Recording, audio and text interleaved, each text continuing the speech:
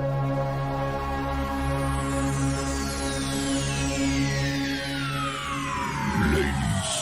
and gentlemen, may I have your attention, please? The show starts in 10, 9, 8, 7, 6, 5, 4, 3, 2, 1, go. In a world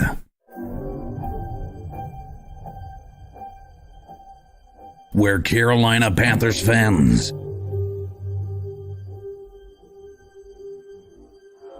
have an insatiable thirst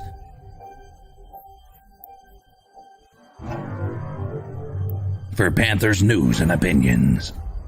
Panther fans unite! My name's Tony Dunn. Cody Lashney, how you doing? TK's in the house. How you doing, my friend? The Stat Daddy. But I think Derek Brown, hey man, he deserves that dab on him pick. Dab on him, Phil Snow. Dab on him. All the same, yeah, 100%. We can just Mine is going to go to the fullback. I'm going to dump on the Richie guy. Dab on him, Shaq. I'm going to put the towel on Matt Rule. Y'all took all the good ones. Only one postgame roars ferociously. It's the C3 Panthers postgame show. Back to life. Back to reality. Back to life.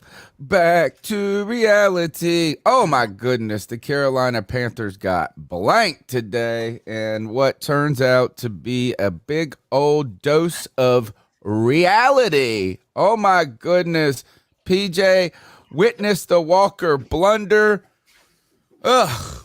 Man, nothing. You know what is like this game was so bad that even I don't know. I guess Baker Mayfield's the only thing that was all right in this game at any point. And even that sucks. My name's Tony Dunn. It's the C3 Panthers post-game show. Welcome back, Cody Lashney, my wheel man. That was a tough watch right there. Dude, some people say that the opposite of love is hate, but that's not true. The opposite of love is apathy. And man, after the Panthers build you up and make you think that they have a chance to do anything, they just cut the knees right out from under you, and it makes you question, why do I even follow this fucking football team? Well, you know what? I feel like I might know y'all's answer. And it's because you get to get this therapy session, man. I couldn't tell you what else or what other reason it would possibly be for. Today, this therapy session is dedicated to the best Panther fans in all of YouTube. You know them and love them. It's Alex Mex Pro, Brandon R, Dalton Thiedel, G Baby. Oh, you know G Baby's got so much shit to talk, man. Jamie Rivas, Joshua Hall, Michael Johnson, Mossy Man 789 News, Shane Reed, Truckin' Mogul, Underground West, White Chocolate Espresso, Tony Dunn. Ain't nothing to it but to do it, brother. Let's roll. Joe Mixon with 5 touchdowns today. He was a wrecking machine. Joe Burrow, in the face of any type of pressure, just throws dimes all the time. And the Carolina Panthers blundered, stumbled, and fumbled their way to a top draft pick. Good news, CK, the Lions are winning.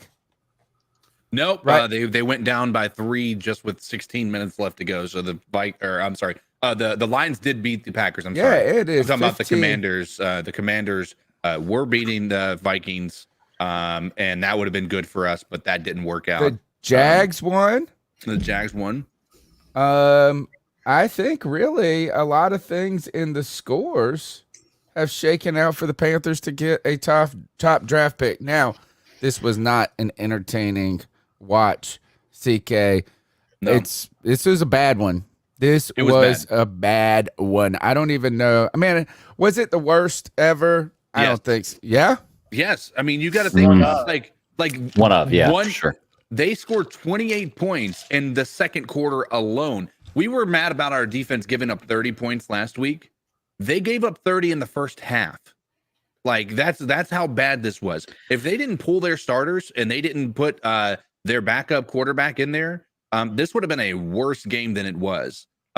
This was a horrendous outing by this entire team. Not one person, not one player, not one coach. It was the entire team did not show up to play today. You can't even give Baker a pass in this situation. He almost threw an interception against backup players, right? The dude's coming in. I mean, those are all people are going to look at. And Greg had talked about it in our little chat we have during the game, that only people are going to look at and see 21-42 and think, oh, well, it could have been worse, right? It would have been worse. If the Bengals wanted to continue to run this train, they could have just destroyed us. There was nothing we could do to stop them. Right. There wasn't a single good player on our squad. Greg, PJ Walker. Oh, buddy. Witnessed the Walker blunder. Oh, buddy. 3 completions he was 30% on the day. 30% on the day. Mm-hmm. A whopping 9 yards passing. Mm-hmm. He almost had more interceptions than yards. 0. Oh, wait, no, he actually, look at this. He almost had more interceptions, the same amount of interceptions as he did completions. Yeah. He had 3 completions, 2 interceptions. I don't even know if it was, look, he was bad, but, you know, people were dropping stuff too before then. You know what I mean? There's always excuses. And look, you know what? I just want to come out and say that, like, I went on a hill last week with PJ Walker, not saying that I didn't like him or that I thought he couldn't do it, but I went on a hill saying he's not the guy, and I'm not ready to sign him to be the franchise guy. Not saying he couldn't be, but right now I'm not ready to sign him. And I took so much shit for it. But you know what? I didn't die on the hill today.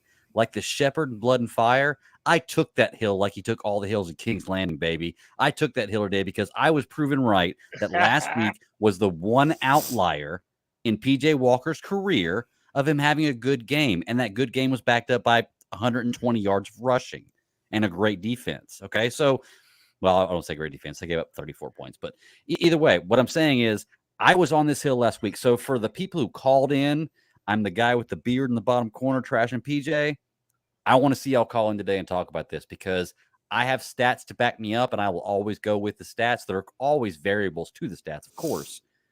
But I called it last week and said I was not ready for this guy. I wanted him to work out, but I was not ready to sign this guy to be the guy. And he showed this week that he's not the guy, period.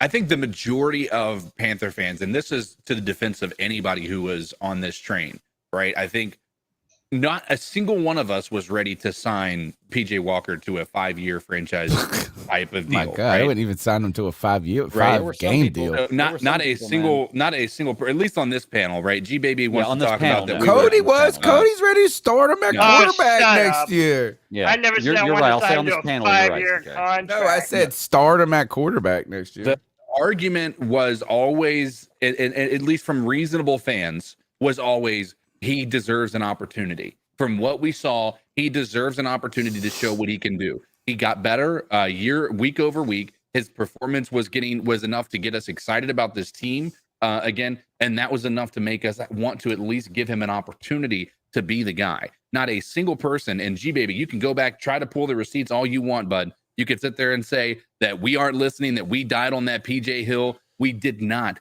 Cody and myself, we did not die on that hill. We said from the get-go, PJ Walker has a lot of positive traits, and we think that he deserves an opportunity to prove he can be the guy. This week, he didn't do that.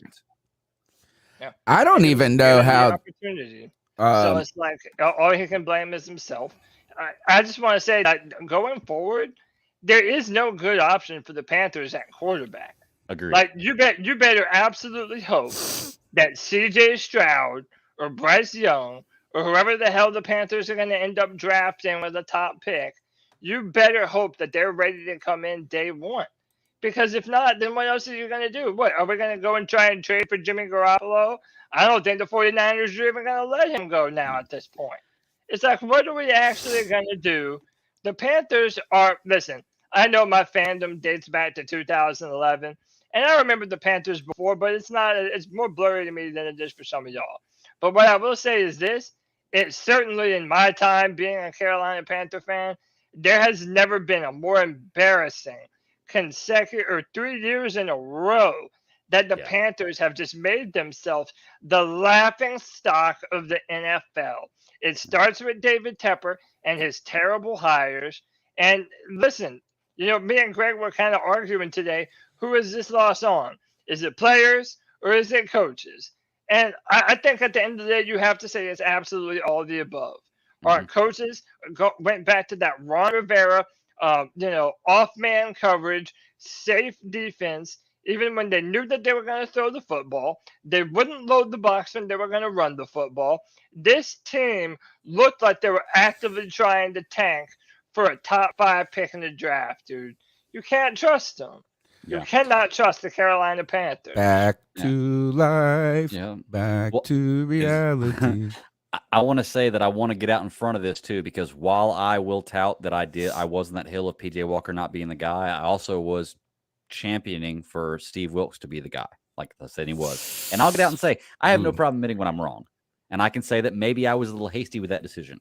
Maybe he's not the guy. I don't know, because a lot of this problem, you're right, we had a big discussion about this in the man cave while we're watching the game. A lot of this was on coaching too. It wasn't just on PJ. It wasn't just on players. It was on coaching too. So I want to get out in front of that and say I was wrong about that, and I'll admit that I'm wrong about that. The PJ Hill, though, I'll take that one. I don't know. I don't even like. I don't know really what this tells us about our team. Is that I don't. Yeah, it tells us who we thought they are, who we thought they were. Yeah. Right. Before this past 2 weeks, they are who we thought they were. We let a few again. We said it after the Tampa Bay game. Damn this team for getting our hopes up. Like we knew then that we weren't going to be like, we got our optimism up, but we knew in our hearts that we were inevitably going to be let down. Even to the point where, God, I hate this team for making me feel hopeful again. Right. They did it again. And we've learned our lesson time and time again. But I tell you what, that tells me that I'm a true fan, that I continue to look at the positives and I continue to be hopeful about this team when there's really not a tremendous amount of evidence to do that. That means that I want this team to win, that I want them to be successful. And I know that the argument is wanting them to fail now is giving them long-term success. And that's just not the mentality that I've ever had being a fan. I want to watch good football. I want to be happy being a fan. And they unfortunately have not been able to do that. One of the arguments we got into last night on the Madden simulation is, if we're drafted in the top 10, do we even take a quarterback if there's a guy that's not that we don't find that we're in love with? And the argument is, you have Matt Corral. If there's a guy that you're not absolutely in love with, then you don't draft them in the top 10. And I said, if we don't draft a quarterback and we're picking in the top 10, there will be riots. There is not a shot in hell that this team does not draft a quarterback if we're in the top 10. And it's not even a question mark at this point. No, I mean, it's like, again, it would be malpractice to not, and I don't even think I guess Cody's right. Is like, you better be ready for that rookie to come in and play, because there's really not a lot of other options. Let me ask you, are we ready for a rookie quarterback with the offensive line we have, the offensive weapons? Are we no weapon? We got nothing to come in and play? Dude, this team got nothing. So if we picked up a wide receiver in free agency with Deontay Foreman, DJ Moore, and the offensive line we have, you don't think we're ready for a rookie quarterback to come in and play? But look, how about this though? Now we're hearing rumors that not only did the Rams give up, or were they willing to give up a 24 and 25 first round pick, they were going to give up a second round pick as well. This year. And then right before the game starts, there was a rumor that the Packers were going to trade a first-round pick for DJ Moore. And that's where it's like the Carolina Panthers don't even know who they are as a football team. They literally took Derek Brown out of the game due to I think he was hurt. Okay, they said it was illness on the game. Like, he was just sick of this bullshit team, and they pulled him. This seemed like a team that was looking to tank. and they didn't get all these draft picks that they could have had. It's like, what are we even doing, man? We look foolish from top to bottom. Absolutely foolish. Yeah, Agreed. I don't know. Is that Am I missing super chats? we got one? We just got one that came in, right? Yeah, we only got one. Michael Johnson says we won't be good until the ping pong tables are gone. Which I still believe him. I'm still on that. So I don't know. I think this is that. I mean, I think that keeping Burns. We're gonna have to sign Burns now. If they don't sign Burns, then it will go down as like the biggest blunder. That was what Cody was saying earlier. He was like, it's a Carolina Panthers if we didn't trade him and then we don't sign him. Like, it's such a Carolina Panthers thing to do. Cody's right about that. Yeah, 1,000%. Like, imagine if we didn't trade him and they would just let him walk. And I mean, that's what we did to Curtis Samuel. Well, that was the whole point. Is yeah. All right. Let's just go ahead and get in the calls. I mean, like, really. I mean, I don't know what else to talk about other than that Joe Mixon destroyed us. Yeah. Like, man, cook, God, I don't even know. Well, the calls started at 2:43. Oh, God. Oh, Kev was trying to say, was this the Panthers or Clemson playing today? Oh, nice. By the way, my wife's where the Georgia Bulldogs straight destroyed the Tennessee Volunteers. Yeah. Which helps me, which helps everybody. One is it exposes. Doesn't that make Hendon Hooker less attractive? Yeah, not I mean, if you ask Panther Pickle. Yeah, he loves They his still Hendon think he's- Hooker. But I mean, look, he's older. He's older by all quarterback Yeah. standards. Wow. And I mean, you he's know, older than Sam Darnold. and he's in a very he is in a very simplistic offense. The same kind of offense Matt Corral was in. It's a heavy RPO, you know, but they do a lot of that stuff. They scheme their receivers open real well. Not too many reads. He's okay mobile, but I don't know, man. It seems like long sledding ahead, man. All right. Well, let's see. Let's go ahead. The number's 252-228-5098. We'd love for you guys to call into the show and let us know what you're thinking about this team, how they're going to go forward after such a destructive loss in so many ways on every possible front, and how awful was it that I knew once they started saying Steve Wilkes was showing them movies like past Panther teams and how tough they played. I was like, oh, God, this is about to get bad. Cody, take us into the calls, please. Like, good God. So Sure tough. thing. So tough. 2-5. So what are your thoughts on catcalling? Yeah, it's pretty. You shouldn't do that to somebody. And how did that make you feel? Very uncomfortable. So how do you think catcalling makes the person feel? It feels good, like. Who's that cat sitting in the back corner with his face buried in his nose? Who's that kid that can use one? Hey.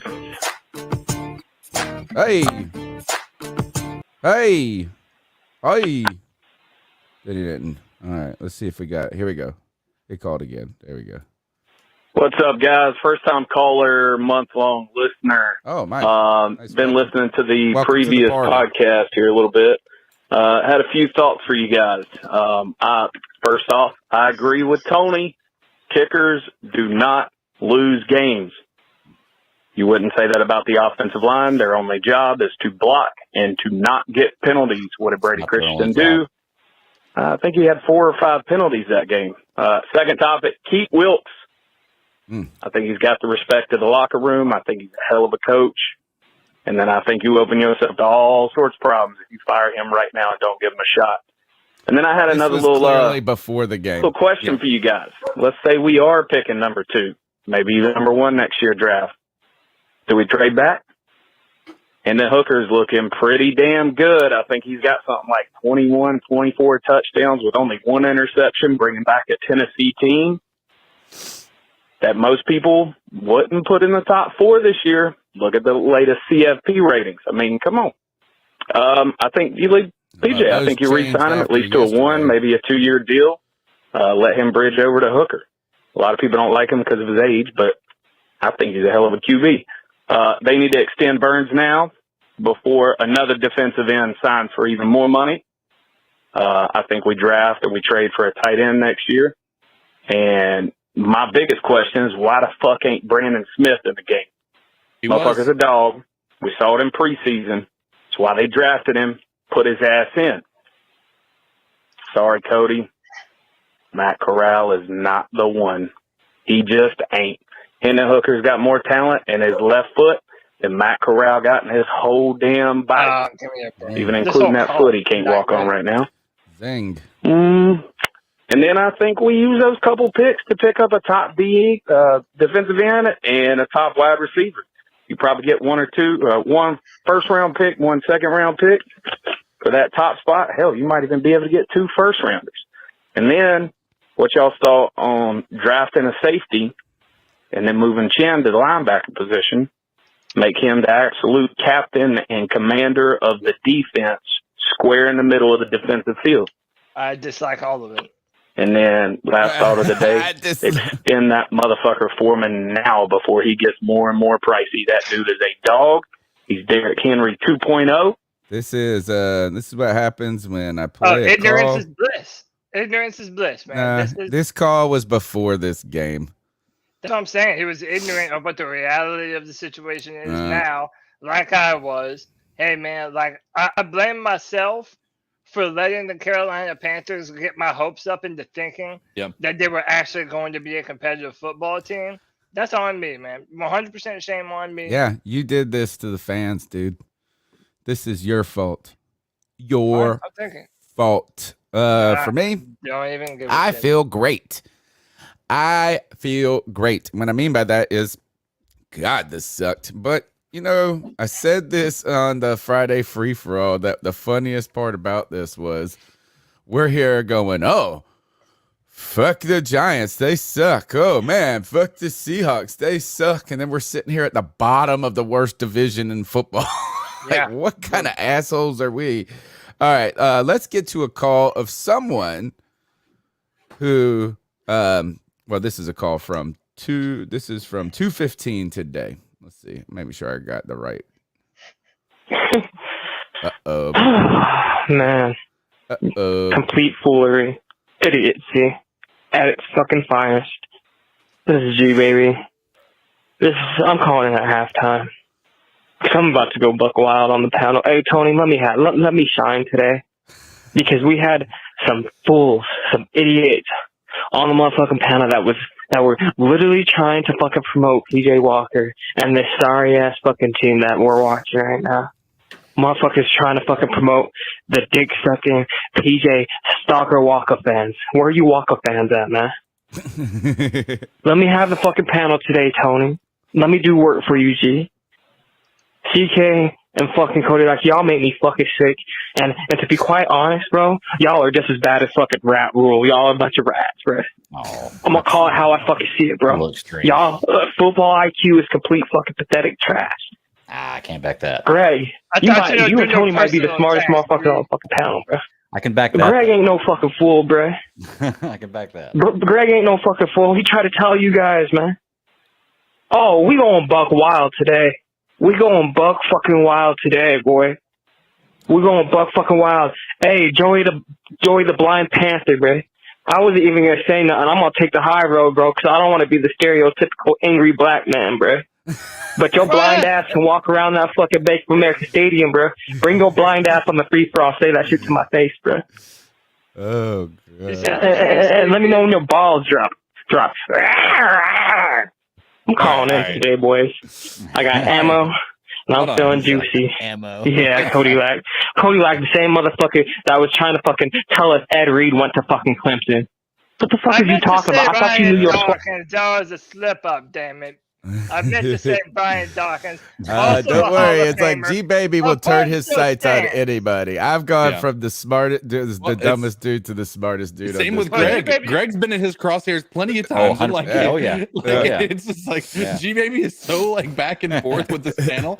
Like he'll be like on our side and completely hate He's every right, one of us. though. He's right. Is that Cody sipped the syrup or whatever, the Kool-Aid too quickly. Yeah, call it Walker juice. And you, Cody, let's just be honest. Like G Baby will turn his crosshairs on people. You dig in on a position and you just won't budge. You know, when it comes to, and I think for the Matt Corral, PJ Walker into next year is like, that's your position. And I feel like you won't budge. Like, I commend that though.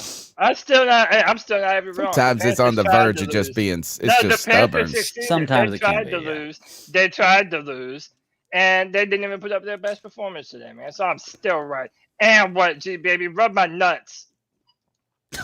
So my defense here is, again, I mean, now I can't speak for Cody. I think Cody does die on his heels from time to time.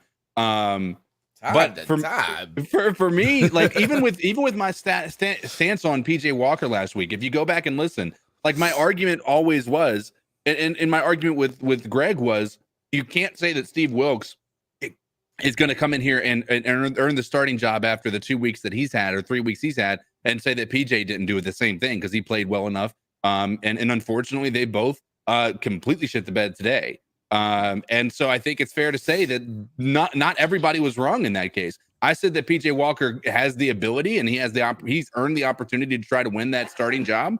But at the end of the day, he didn't earn it. He lost that opportunity after this game, in my opinion.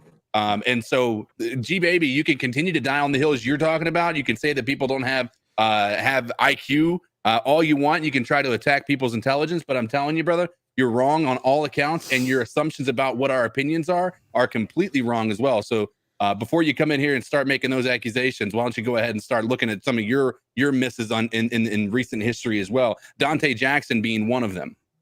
Yeah, I'll agree with you on that. You guys are much smarter than me. So as far as football IQ goes, I would say there's I wouldn't agree with the football IQ comment. But I mean, you know, we all pick hills to die on. Right. You know, and I'm admitting right now that, you know, I was wrong as well last week with Steve Wilkes. And you know, right there. So I want to know is who's regressed the most in your mind with confidence going forward, right? Is like, so I think one of the things we said in the last show was that you can't use a 3-game sample set of good games to verify something, but then if you use a 3-game sample set of bad games and not use that, right? Like, I mean, it's like, and the comment I made was this, is that if you're ready with PJ to make a determination after 3 games, then you should also do that with Trevor Lawrence after 3 games.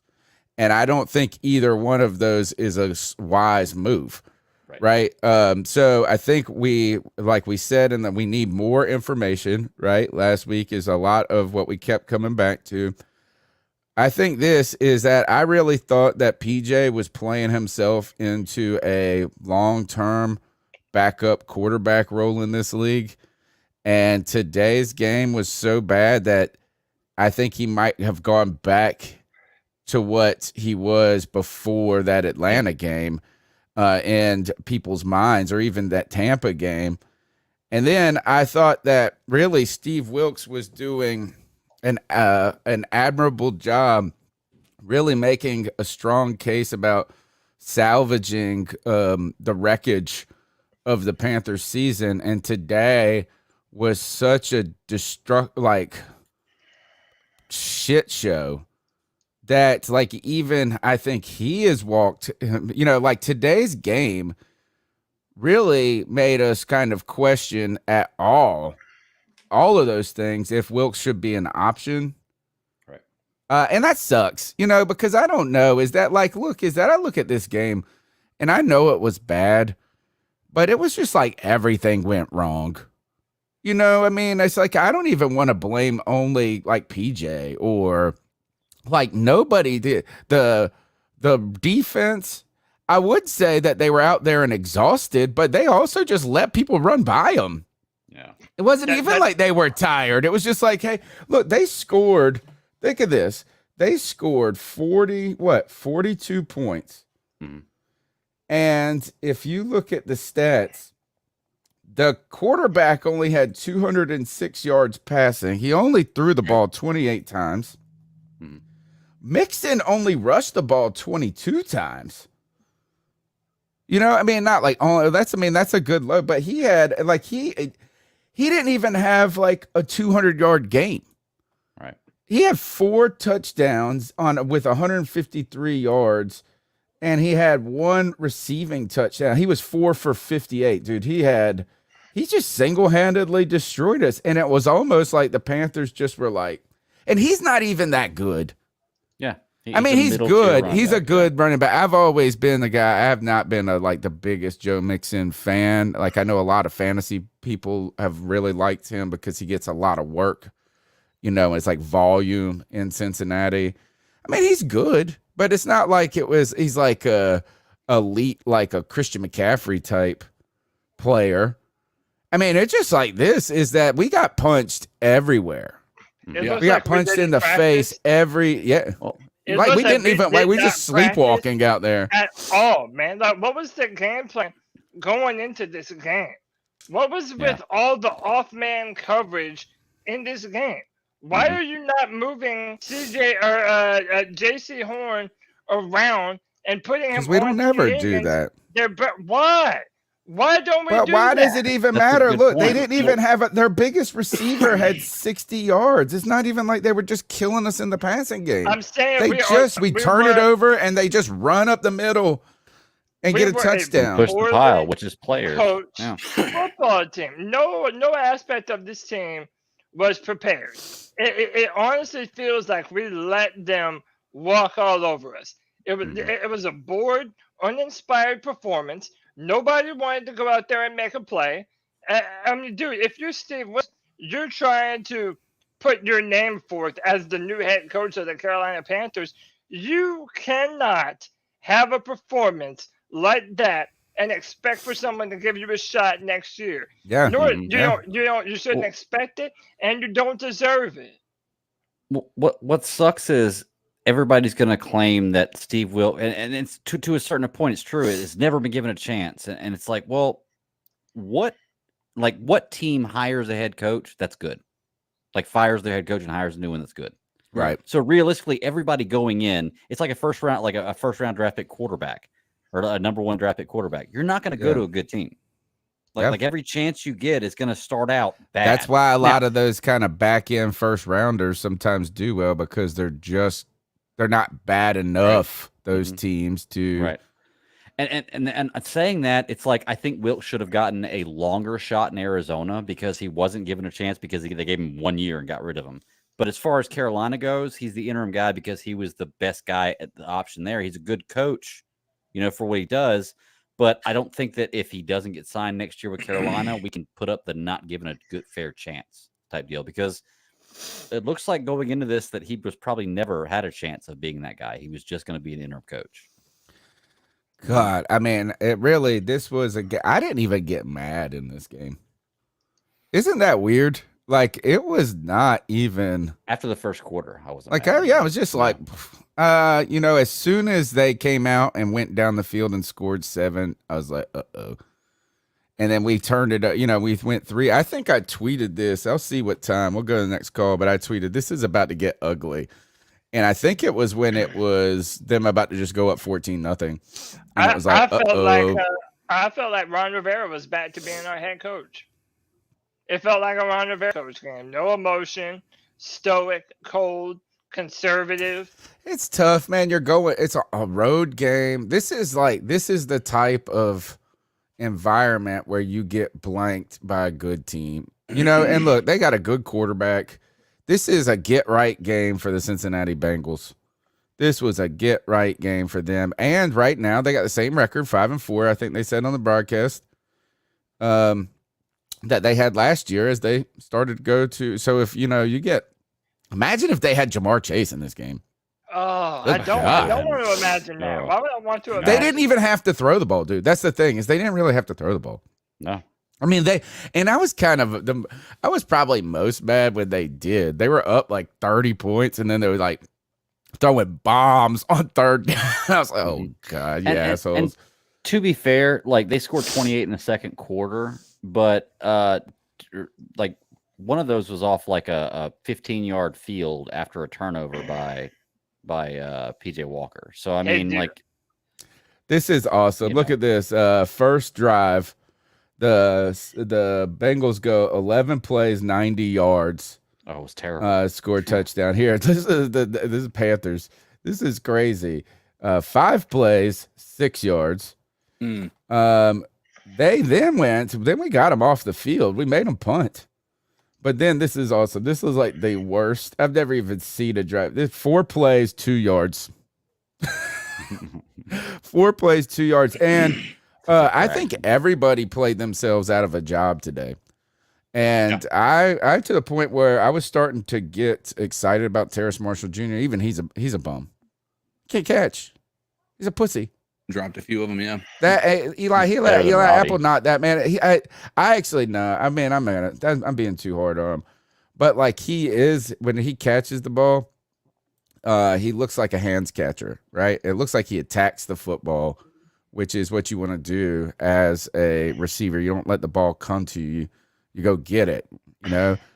And I was mad that he got muscled by Eli Apple on that play. I mean, it's a tough catch, but Tommy Tremble too.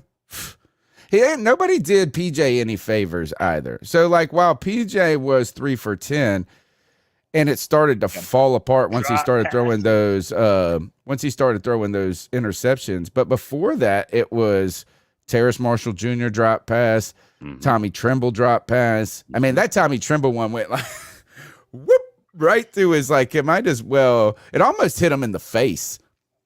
It may have. You almost need to do like in the movie The Replacements, the guy who couldn't catch. He was like super fast, and they Orlando just Bloom. Yeah. threw the ball so fast that it stuck in his helmet. Like, that's what you needed to do for Tommy Tremble. Anyway, look, we've got 226 people watching right now, which is pretty cool. Is that here is despite really probably the most apathetic. And I'm telling you, this was a game. I'm trying to think of one where I was I'm not even mad.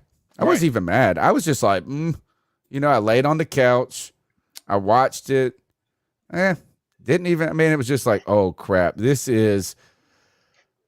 got woke. It was just a dose of reality here. So give them what they want. Give them what the people want. Yeah, I mean, look, you're damn sure not coming here for Panther football, right? Because the Panthers are embarrassing. But what you do come here is to get your rocks off with the voice that knocks your socks off. Talk to them, Big Papa. Ladies and gentlemen, boys and girls, we have arrived. We've hit rock bottom once again. We thought we climbed our way out, just a little bit of climbing, and we found ourselves right back down at the bottom. Carolina Panthers come in here, get destroyed by the Cincinnati Bengals, and now we are looking forward to the draft once again. And you guys have come here to talk about the Carolina Panthers and their underperforming, or maybe you're a Cincinnati Bengal fan and you're coming here to gloat about the Bengals' performance without Jamar Chase. But you haven't hit that like button yet. I have one thing to say to all you absolute freaks. Subscriber shame.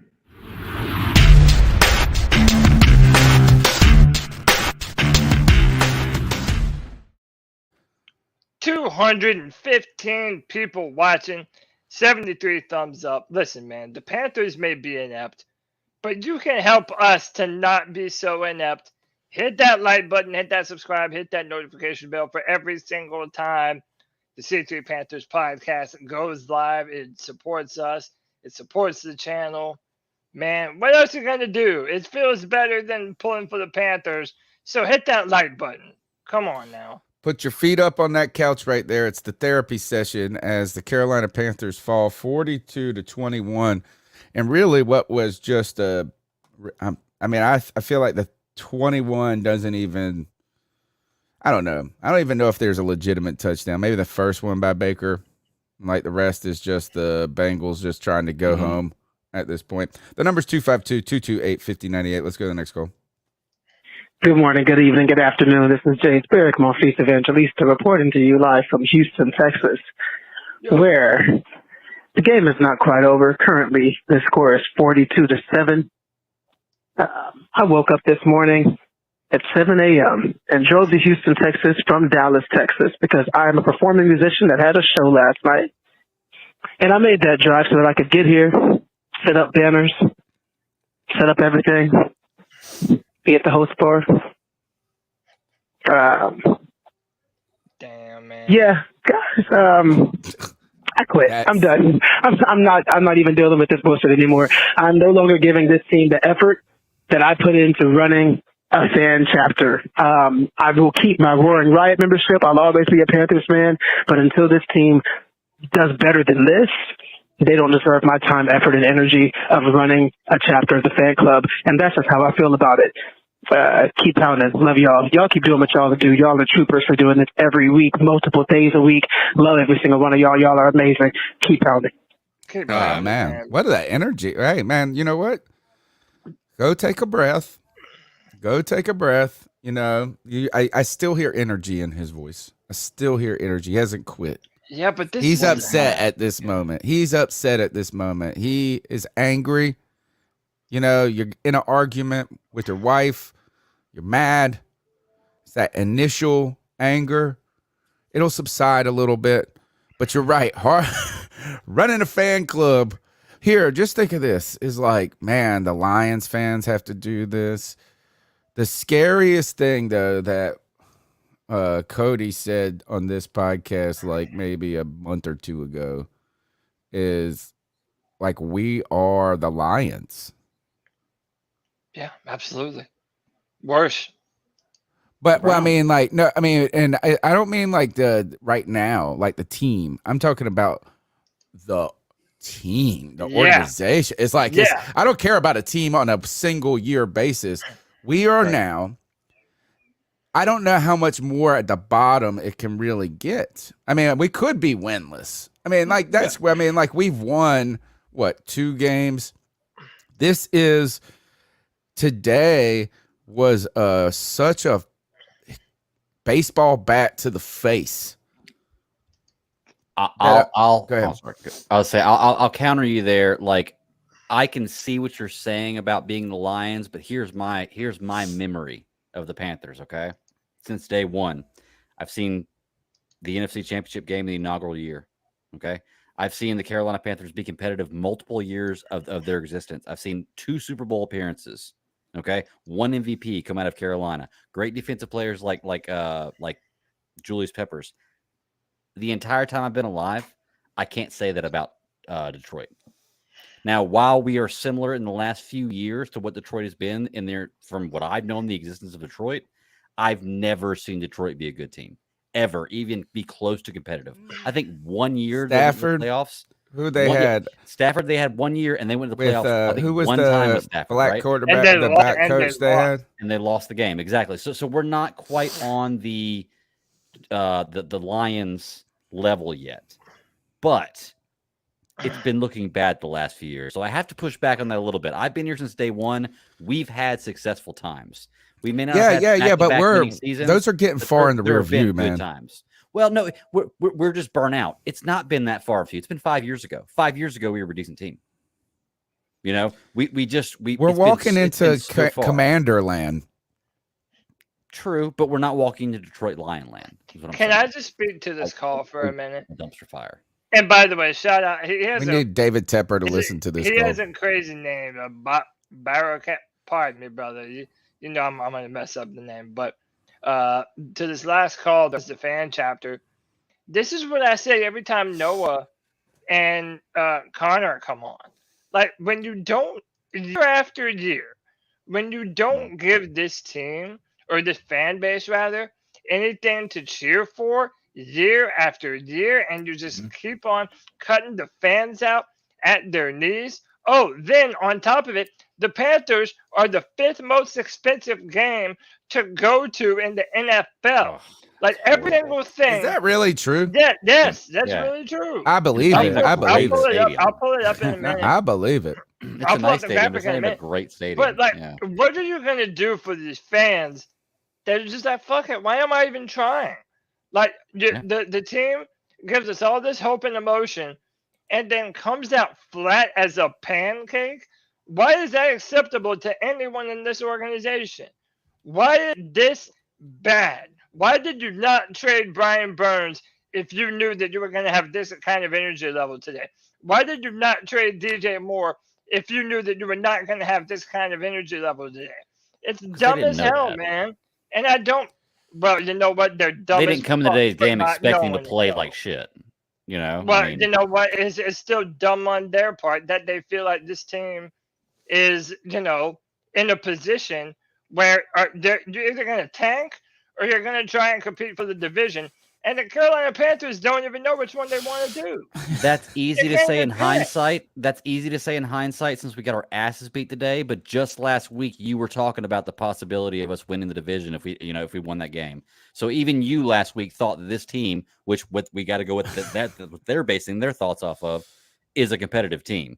So they didn't know coming out today they were going to suck as bad as they did. I guarantee you they didn't come out thinking, let's suck it up really bad today. Was there no? So I mean, that's hindsight. Why did none of the players on this football team look interested in getting a victory today? Why? I don't know. Well, because they were shell shocked, dude. They got shell shocked. Hey, have you guys seen this, by the way? No. I love when I find things on the internet that you guys haven't seen because I feel like I'm like always last to the party on stuff. This is the Carolina. I would say this is the Panthers today. But I don't think we were this tough.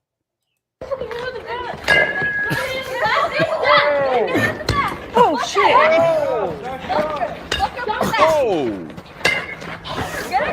Oh. Man, she just... I almost think it's fake. Oh, shit.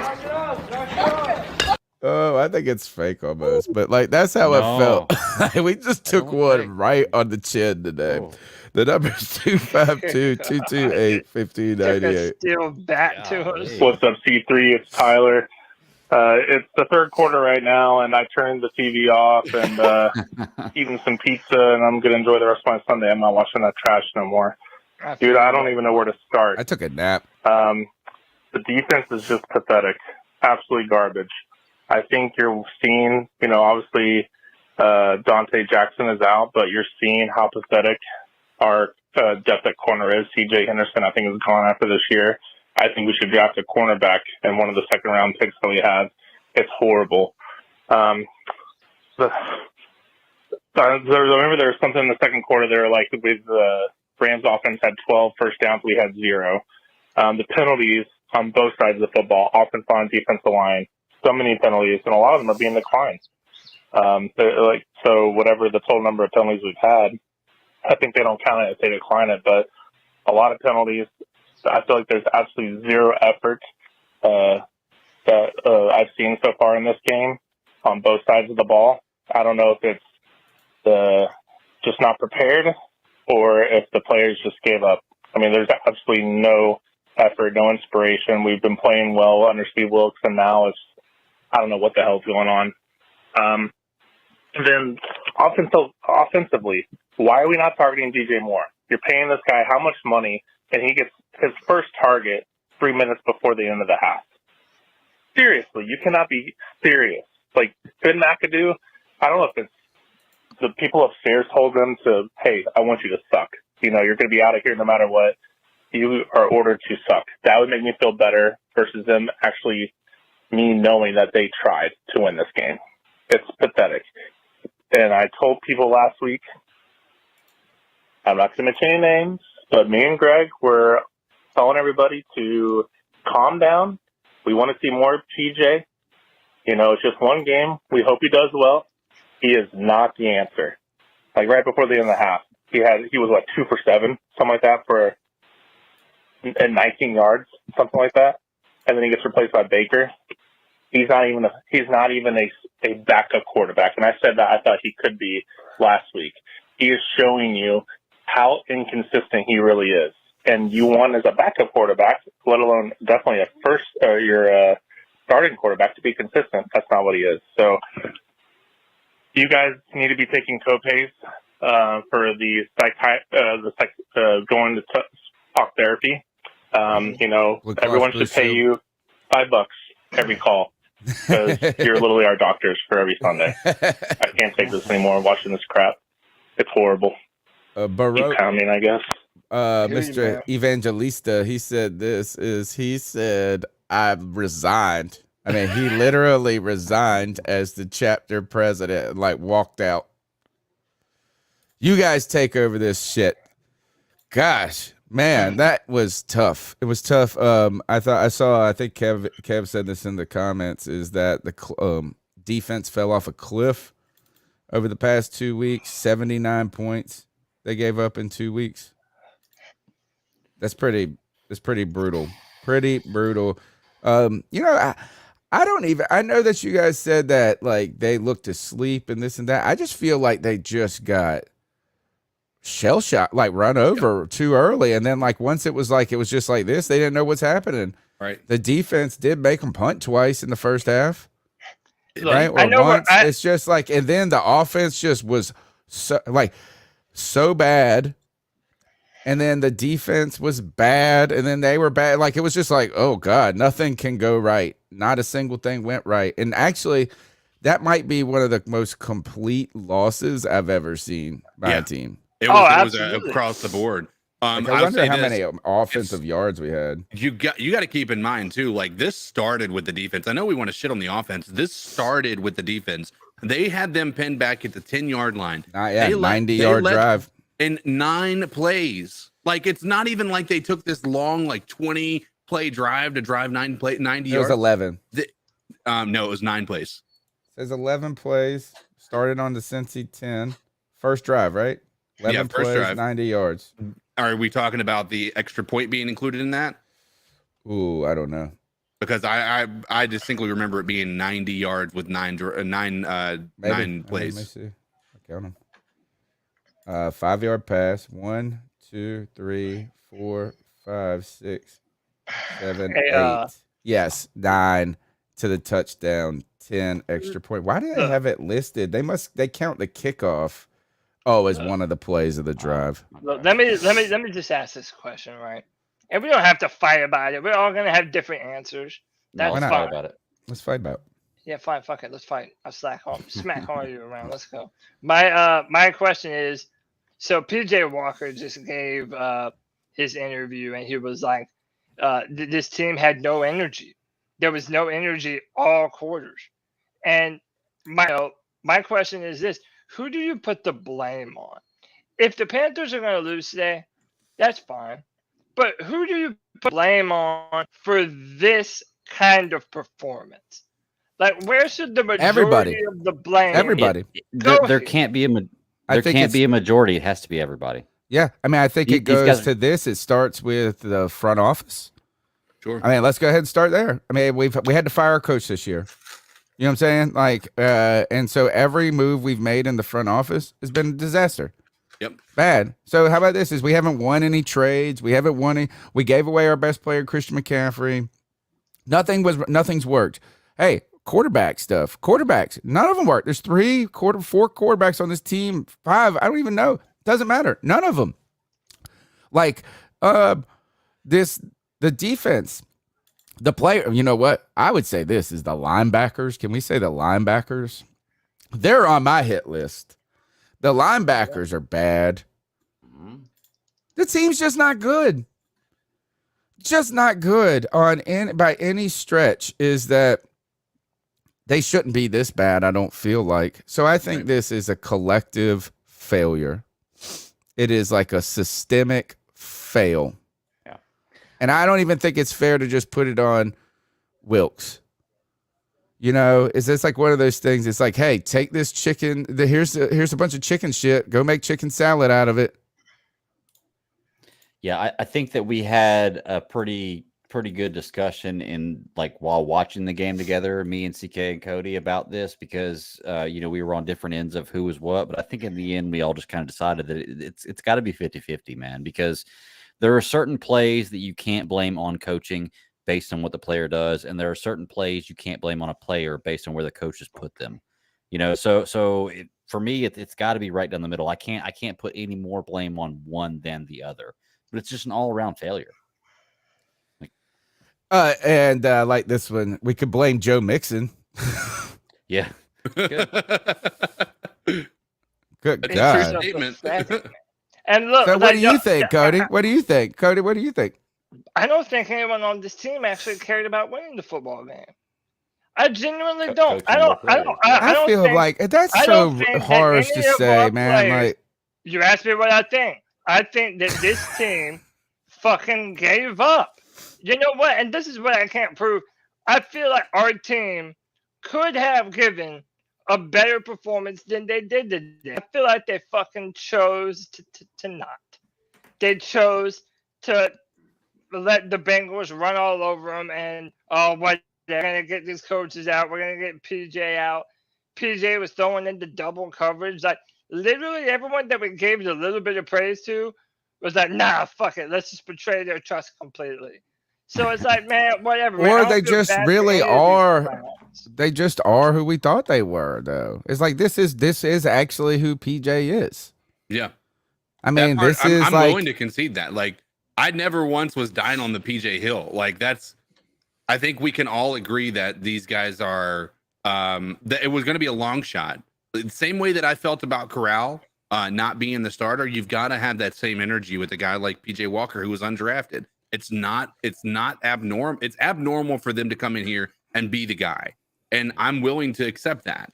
And that's where people are saying that we're dying on Hills. No, I mean, listen, I think he earned his ability to try to actually get a starting position here, but not there wasn't a single part of me that was like ready to crown this guy as being the next coming of Joe Namath, right? It was always going to be but people were up here saying that we could go into next year starting PJ. We could, under circumstances that they put out a good performance and made it to the playoffs. Right. Nobody's willing to blanket give PJ Walker the starting job. I always said that you had to prove it. I'm the guy that coined the term, it's prove it season. If you don't prove it, you're not the guy. They proved today that they are not the guy, both Steve Wilkes and PJ Walker. Is it fair though to say that the team gave up entire? But I feel like this is that Yes. how can you win a game against a superior team, right? Because they got they are a superior team right now. Look, they're 5-4.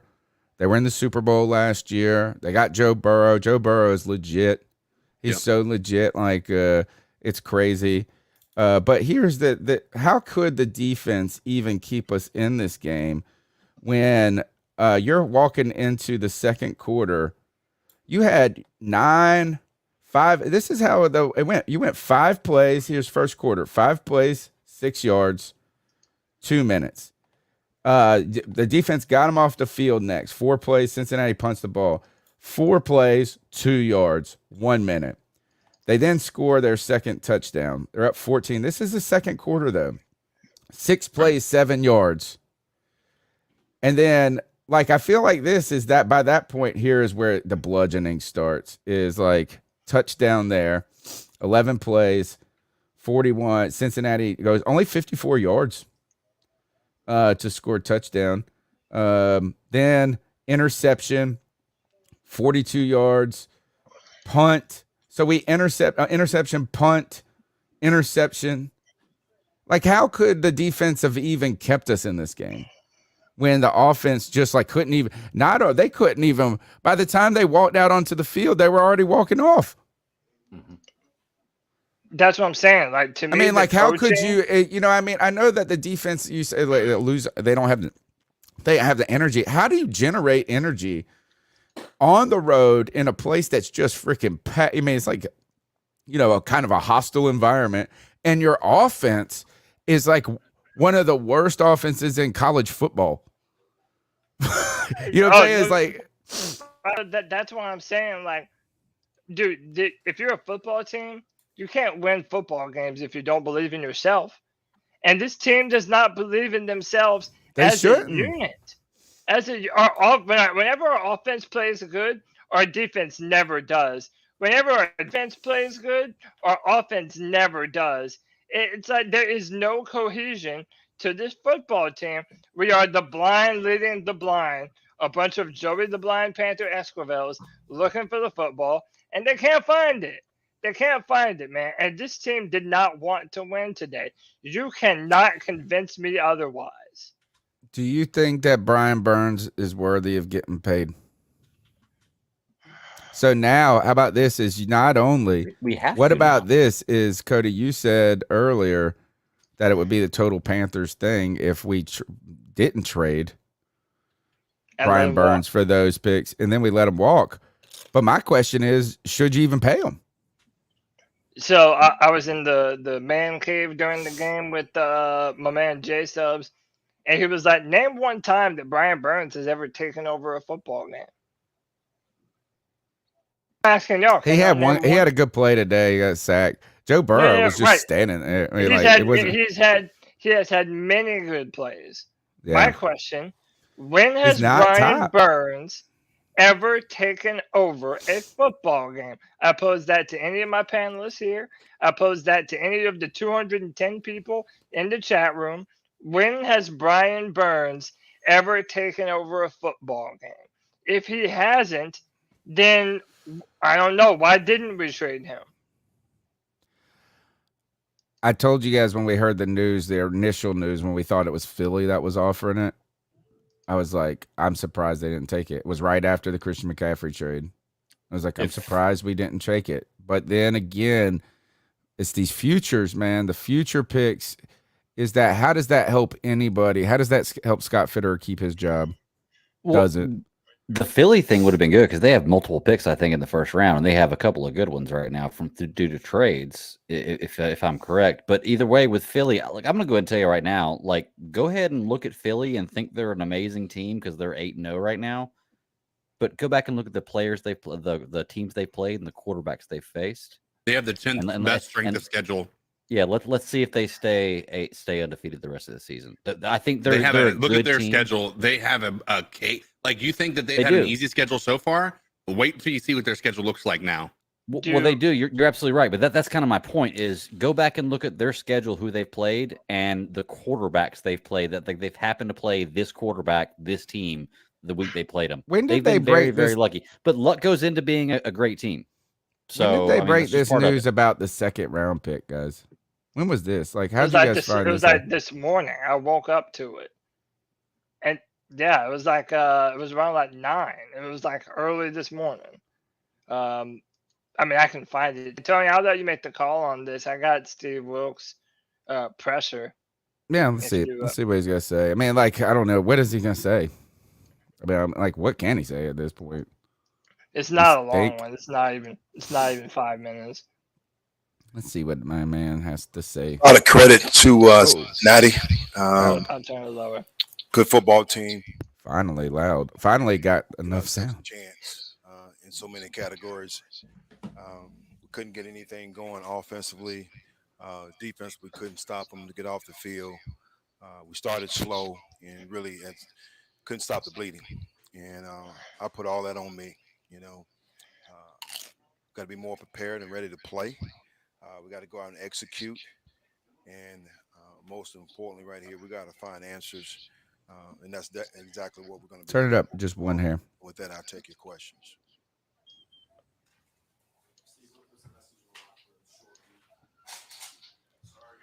That's exactly what we said.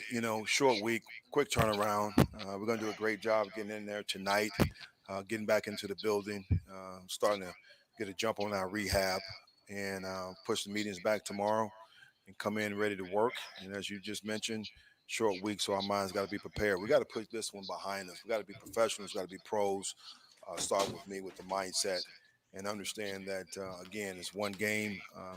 We got a divisional opponent this week, Thursday night. We got to be ready to play. I couldn't tell you right now, Darren, and we'll be able to sit here and look at a few things, talk to the staff, and I have that answer here soon. I'm not going to get into hypotheticals. Right now, coming off this game, we need to watch the tape and figure out exactly where we are in all three phases and get guys to step up, as well as coaches and myself. I got you, Nirvash. It's not any kind of reason. It's not any kind of feel. You're going through the process, and you saw Where we gave up the last interception right there before half, and I felt like we needed a change. That was it. What's with the boom mic? What do you mean? There's a shadow. It's a combination of Look. everything. Oh, He wasn't setting it's like somebody's edges on the defense. fingers. You know, we got to understand, even though we're in man-to-man, we got to get a little wider inside. We can't get reach. We got to fight and play down the hill as the linebackers, using our hands to get off blocks. So it was a combination of things.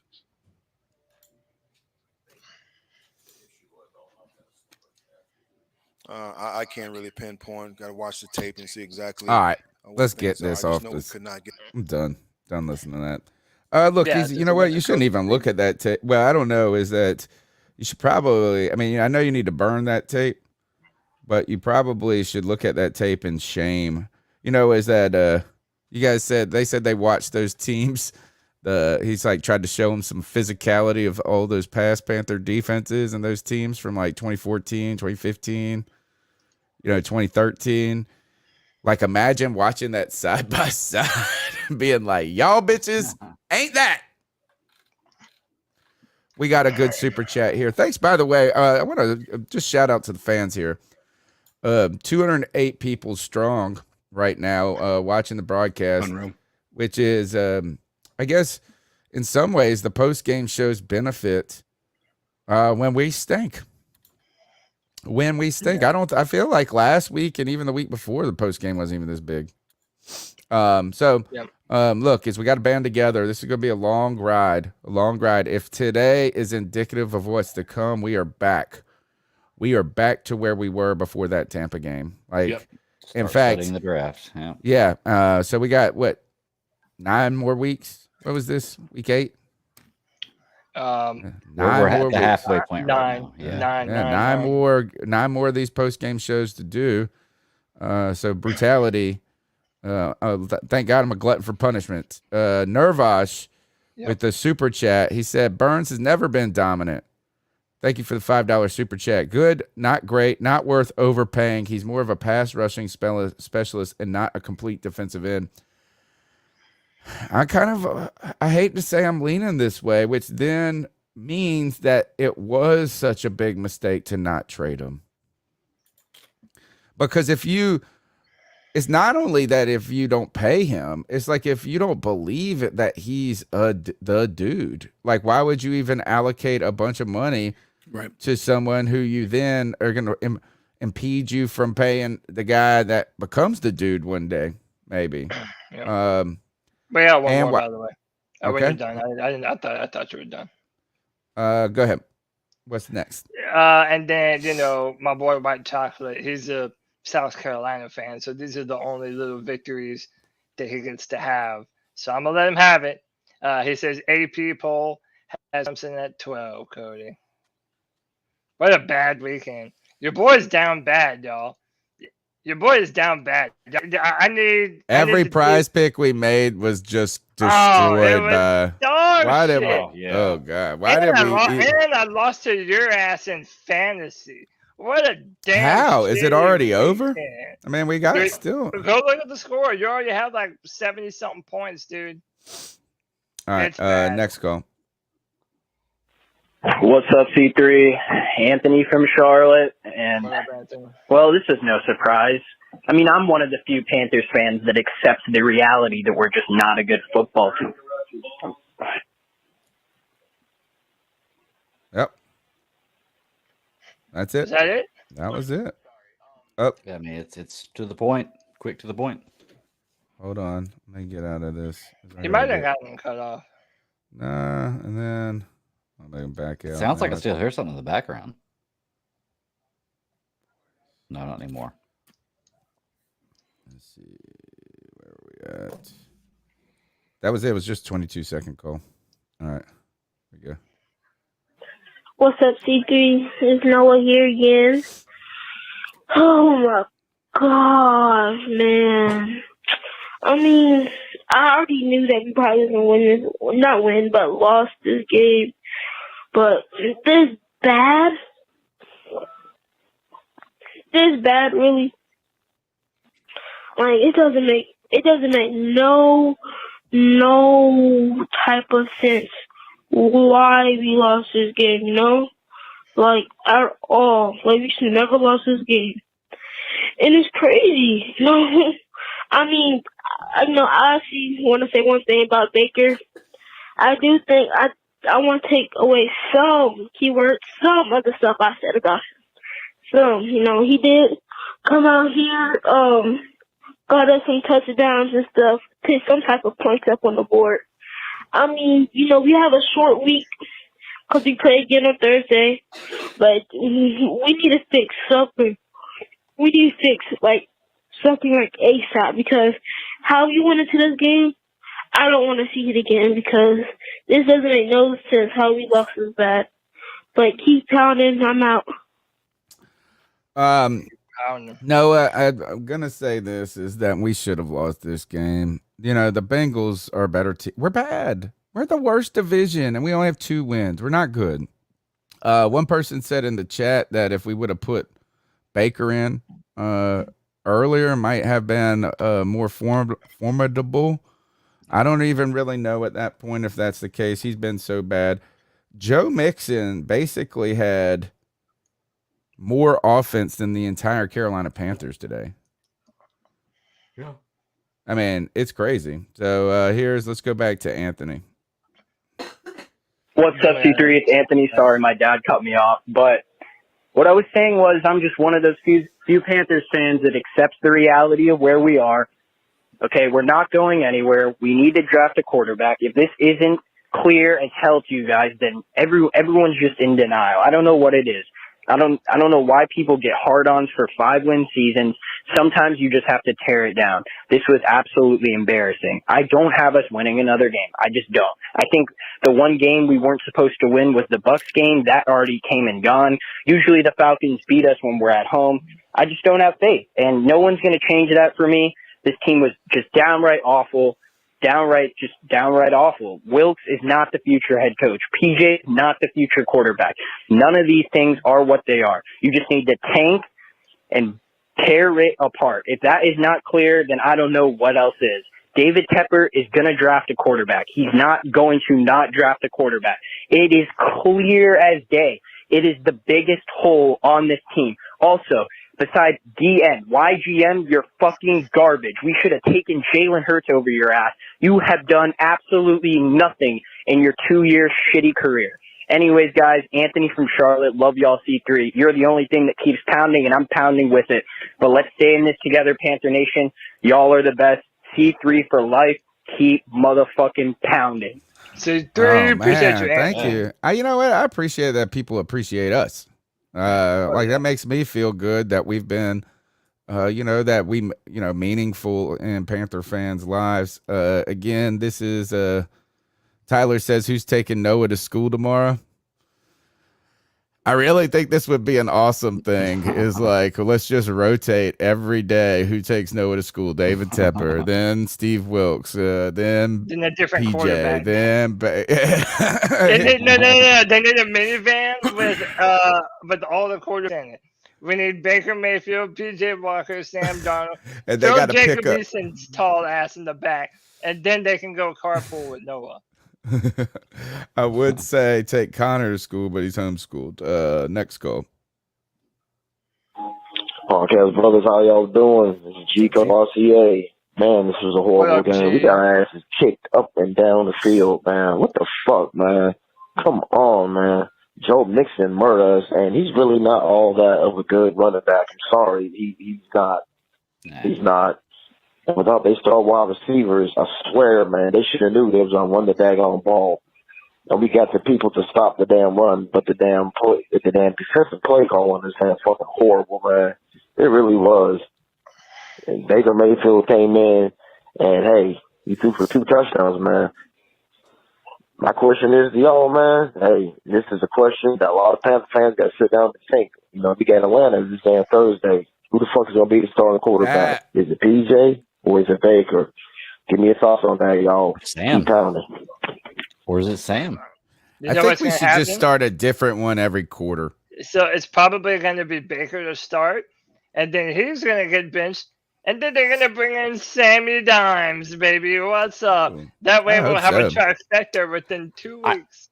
I think you might be right. I think it's either Sam Darnold's going to start or he's eventually going to come into the game. I mean, well, don't get me wrong, if Baker just by chance on Thursday starts the first half off, 2 touchdowns, 120 yards. Today was Baker's There's no best reason game. to pull him. Yeah, there's no reason. Today to pull him. was It Baker's best game of the whole season, which against is a backup team. Were they straight all backups? They weren't in the all second backups, half? but they didn't have their prime players out there for most of the second half. Once we didn't open the third quarter with 3 touchdowns, like in 10 minutes, then they knew the game was over. I hope we are tanking. We got to get a quarterback. And look, Carl Van says you're going to trust this team to develop a quarterback. Is like, you know what? You have no other choice. We're going to be in this world until we get a quarterback. You're not in the. I mean, you got to do it. You got to do it. And I don't care if Cody doesn't love Bryce. What is his name? Bryce Young. We got to. I mean, we'll just say that's it. So what are we gonna do? Like, we're obviously Tua's good now.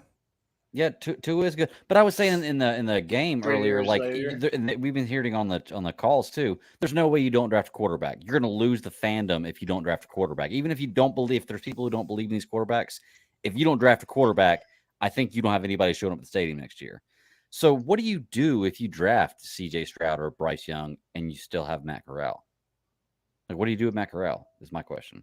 There's never going to be a legit competition because Matt Corral if we're going to have a new coaching staff and they're going to want to go with the day draft. So you better hope. Yes, and that's the way it should be. That's the way it should be. And you are so petty, Cody. You are so petty. You're never going to know if Matt Corral is actually better than anyone or not. I don't care. He's not. He's sorry. He's a casualty of the NFL, bro. He's a casualty. I just said that. Did I not just say that? No, I'm saying petty. You're petty. I go this. This is what I said. Is 2 is good. And he goes, 3 years later. Well, yeah, after having generational 19 concussions and fucking 5 broken legs or whatever the hell it's been.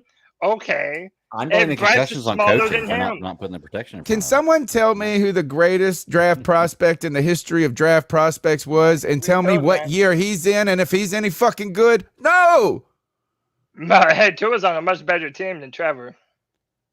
Much better team than Trevor. I don't give a shit. We had Trevor. I don't give a shit. Trevor's a better quarterback. They weren't they weren't good last year, the Dolphins, so shush. They're just good this year. What? Stop.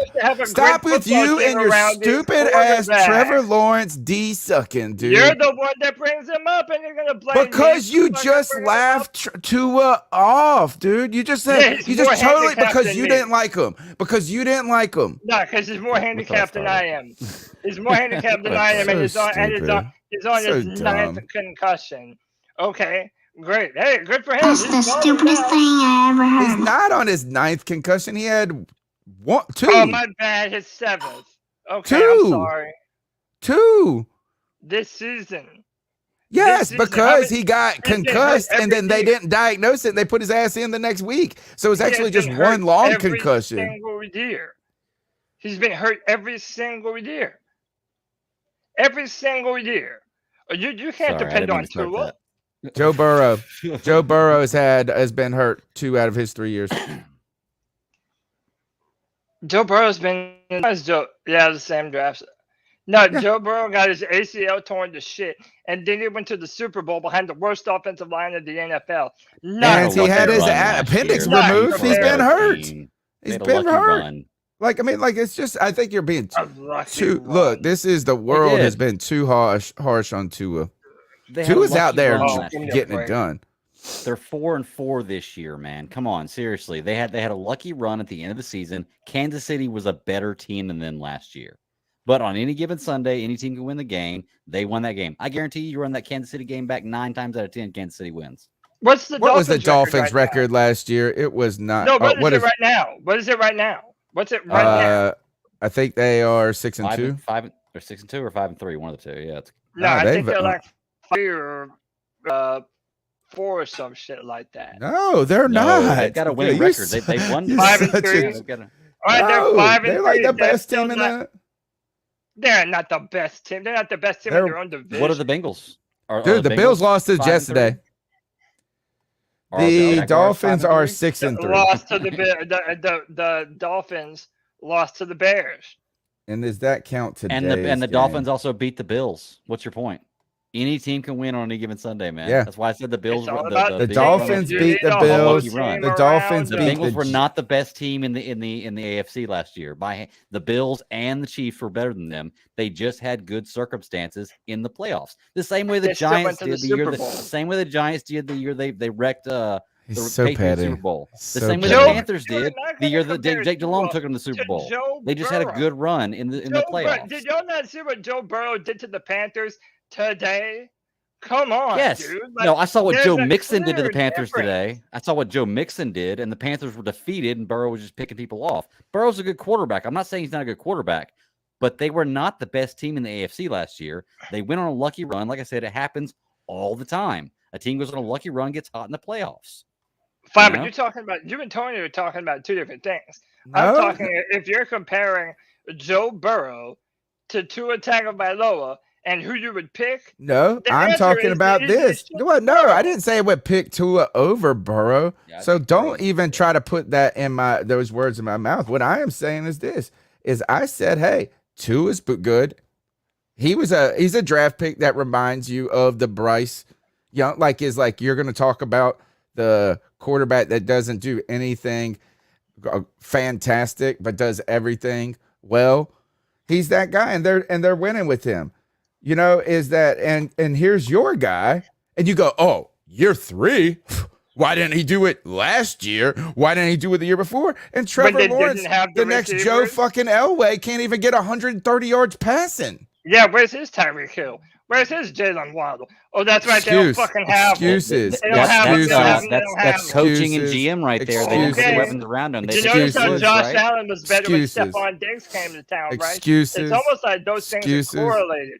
People talk shit about Excuses. Cam Newton and his passer rating. We had Kelvin Benjamin and Devin Funchess. So petty. It's almost like those things are correlated. Okay. So petty. So What's up? petty. One. So petty. So petty. Petty, petty, petty. Short right there, that argument. Let's see if this. Let's see what this goal. Tony, Cody, CK, and the Bat Daddy motherfucker. Tell me, guys. I was reading a report that the Los Angeles Rams would have offered 2 first-round draft That was choices awesome. and a second-round draft choices for Brian Byrne. So, Tony, Cody, CK, Bat, if you are the Panthers GM, do you take that deal? Yes or no? Would you have taken that very generous offer if you were the GM of the Carolina Panthers? I'm interested in hearing your thoughts. Bye-bye. Dude, literally a few hours ago, No. I'd have said no. But That's now what I'm I'm like, saying, yeah. oh, dude, what kind of dumbasses are we, man?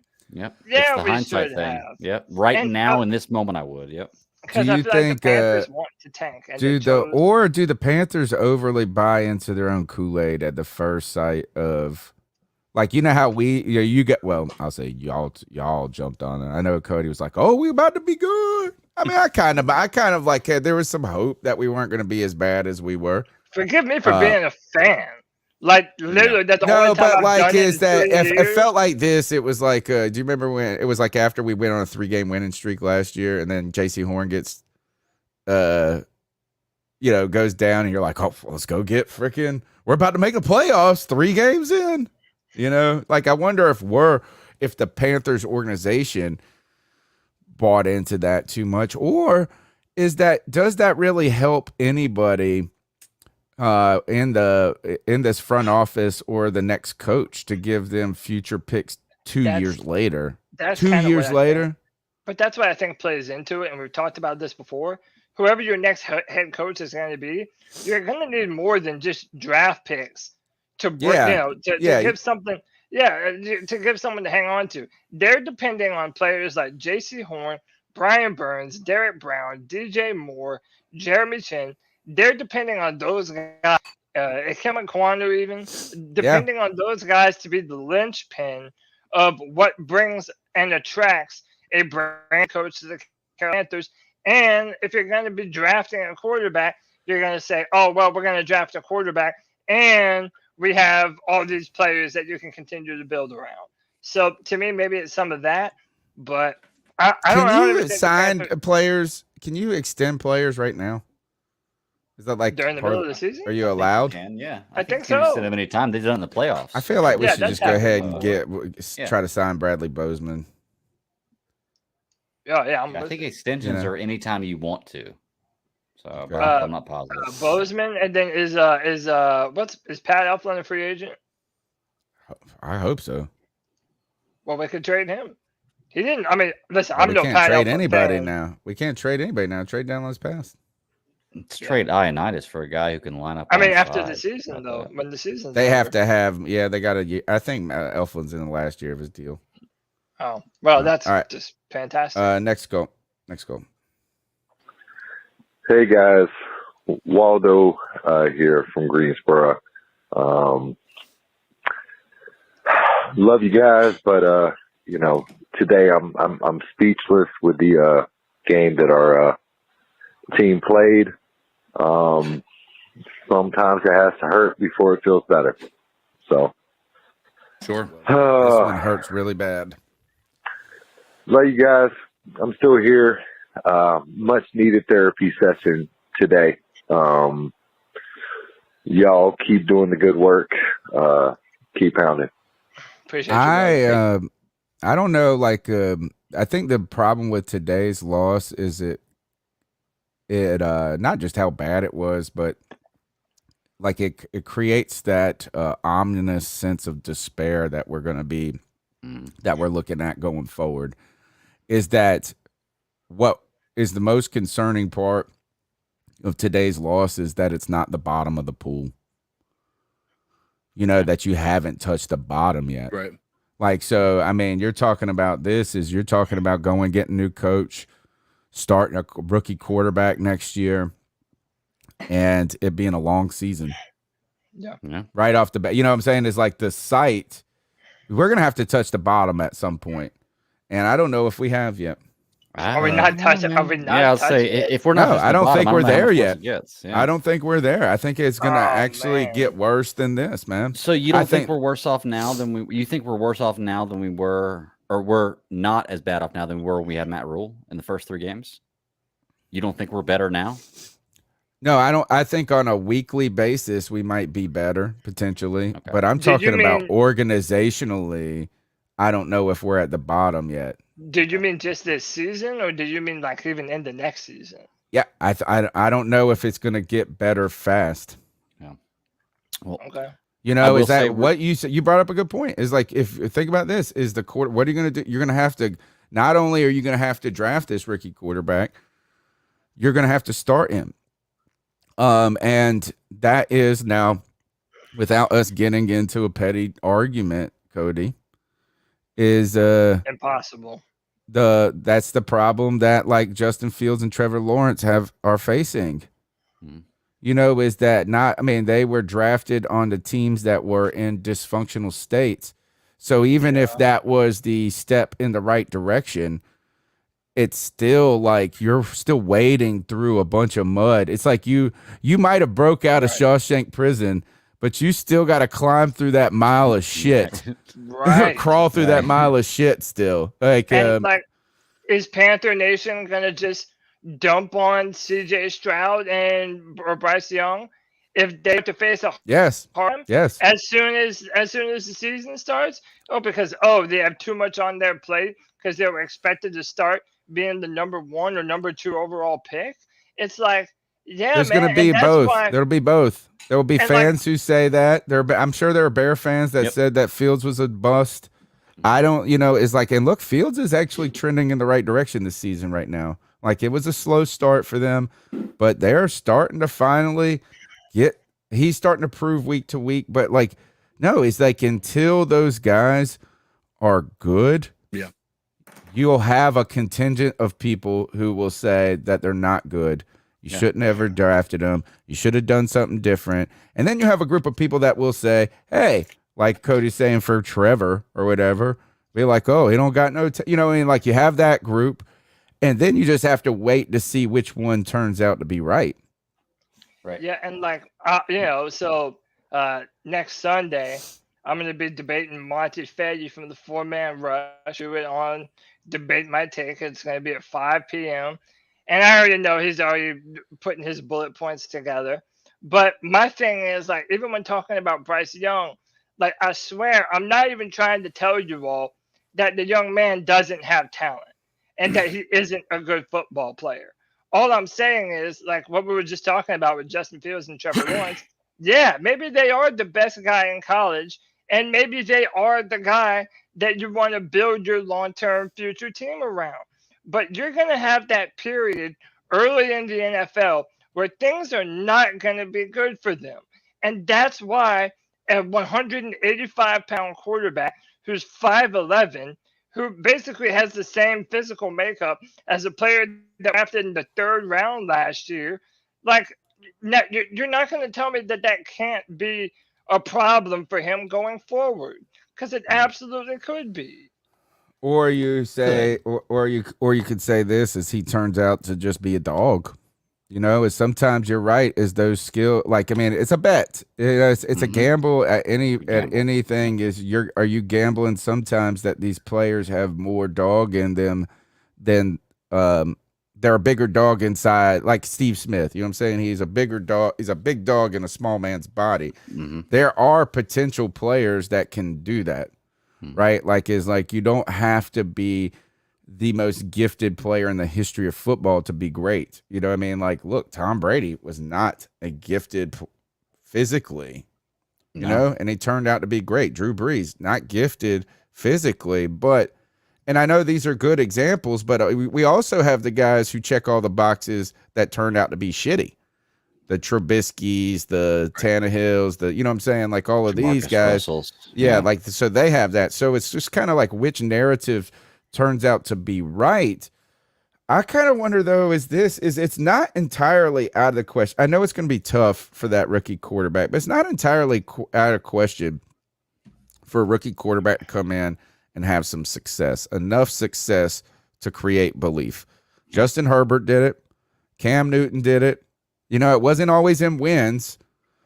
I think Jalen Hurts did it, and secretly the narrative of the media tried to tell us he wasn't good. But like, he may have not put up jaw-dropping stats, but he did a little of everything and was never the worst quarterback on the field. Well, can we also say this about Jalen Hurts? He got better. It's not even like someone lied to you. Like, there were very legitimate criticisms about Jalen Hurts as a quarterback coming through the draft. Me and CK were talking about this the other night on the Madden Sim. CK's like, well, Matt Corral dropped to the 3rd round for a reason. Yeah, he did drop to the 3rd round for a reason, for the same reason that Jalen Hurts dropped to the 2nd round. But you put players around these guys, you give them time to learn the NFL playbook, to get stronger, to get into an NFL strength and condition, and all of a sudden, look at what you have. A quarterback that is making strides toward being a guy that you can depend on under center. But that's my only point with Matt Corral. I see traits in him that tell me that if we did give him some time and give him some reps, there is no reason why Matt Corral can't do the same thing that a Jalen Hurts is doing. But doesn't that defeat your argument against, like, Bryce Young?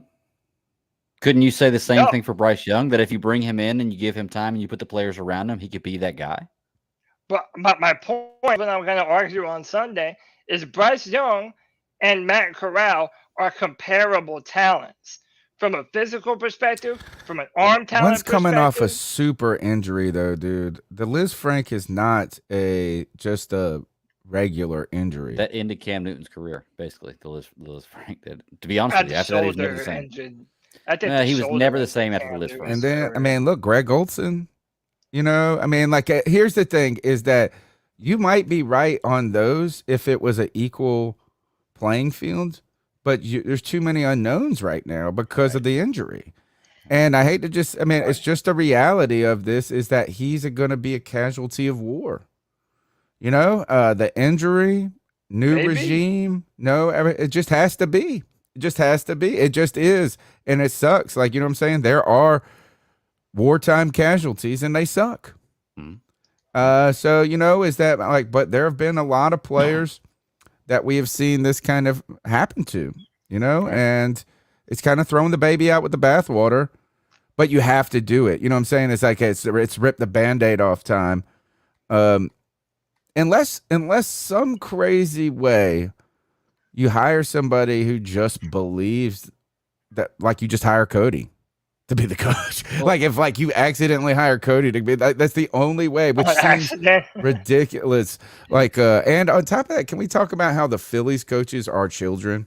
They got like Connor and Noah coaching their team. Yeah. Their defensive coordinator looks like 9. The Philadelphia Phillies? Eagles. Did I say Phillies? You said Phillies. I meant Eagles. Yeah. Well, I just got 2 things about this. Damn it! And I had 2 things. I have one written down, and I can't remember the other one now. So go ahead and talk, Cody. I'll say my other one in a minute. I know. I was going to say, look at White Chocolate said, look at Geno Smith, and that's what somebody believed with.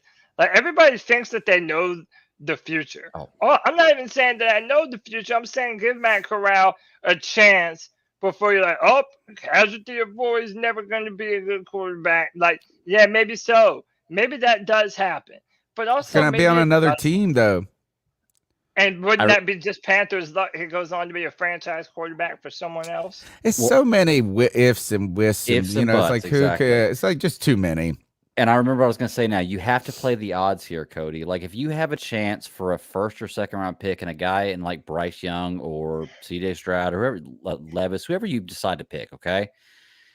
If you miss on that 1st round pick, it's going to look a lot less or a lot better on you to miss on a guy like that than if you gave up that 1st round pick and went with Matt Corral and Matt Corral ended up being a bust. You've got to play the odds. To be truly honest with you, if you end up going Matt Corral, he's a bust, and you have the chance to get CJ Stroud or Bryce Young, and Bryce Young or one of those 2 guys ends up being phenomenal, then you're going to take a lot more shit than you are if you pick Bryce Young. It's malpractice. It would be malpractice. It would be malpractice. You just have to do it. That's right. The only way that happens is if the Panthers hire me.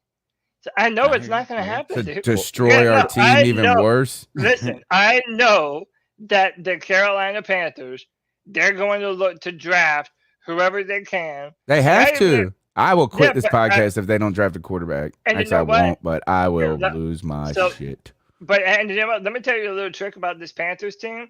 Even still, don't get your hopes up about a certain number draft pick because the Panthers exist to crush your dreams, dude. They do. We'll mess it up. We'll win the last game for no reason. Yeah. That's what I'm saying. So if we're picking like, let's say anywhere between 4, 5, or 6.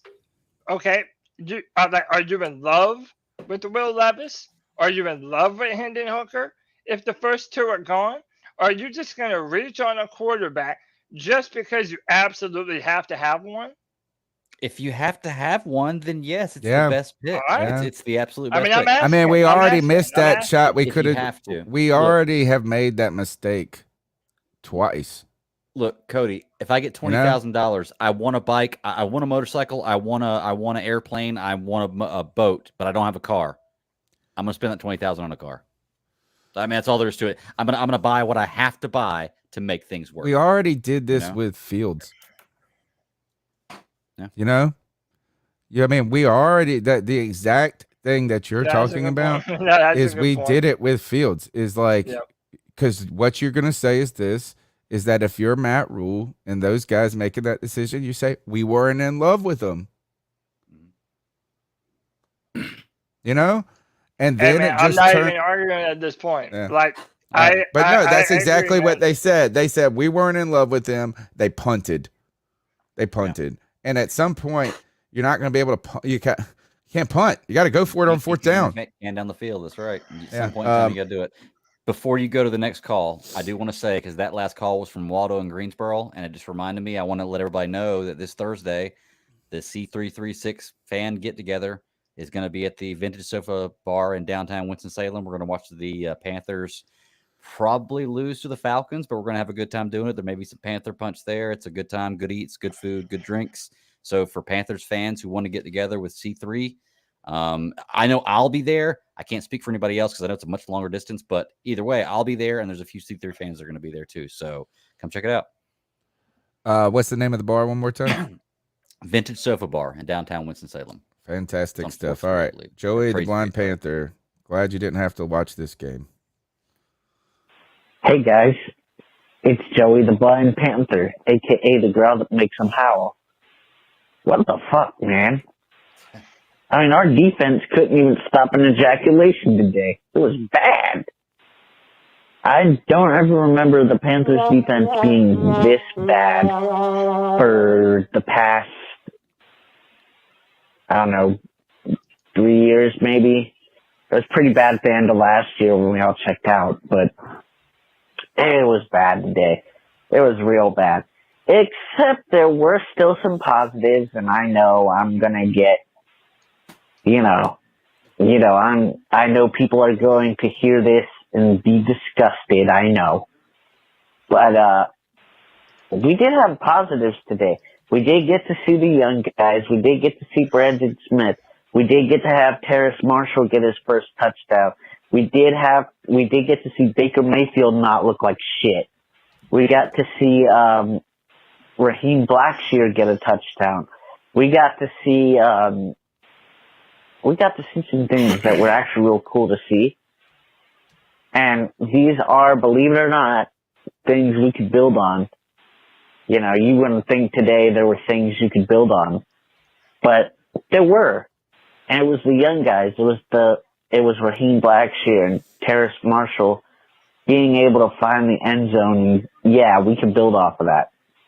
When we don't have Christian McCaffrey, we don't have Robbie Anderson, and luckily we don't. I'm glad we don't have Robbie Anderson, but we can't let DJ Moore become a clutch like Christian McCaffrey because, then we become too predictable. And DJ Moore, I don't know, I guess he went back in the what do you call it? Some people call it their kitty condo. I guess he went back in the kitty condo. I don't know. But, I mean, I don't think anybody saw him out there. I damn sure didn't. But anyway, guys.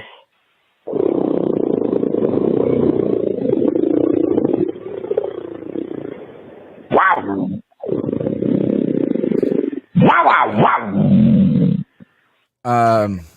Cody, we're gonna have to go watch this Dolphins game, dude. Tua threw 300 yards, 3 touchdowns today. I flip over to the Bears stats, and I go, Justin Fields, they must have put up some point. I mean, they must have had a good day today. They put up 32 points. He was 17 for 28 passing, had 123 yards and 3 passing touchdowns though. Tua or Fields? I'm like, what? I'm like, Fields. This is Fields. And then I go, what the fuck?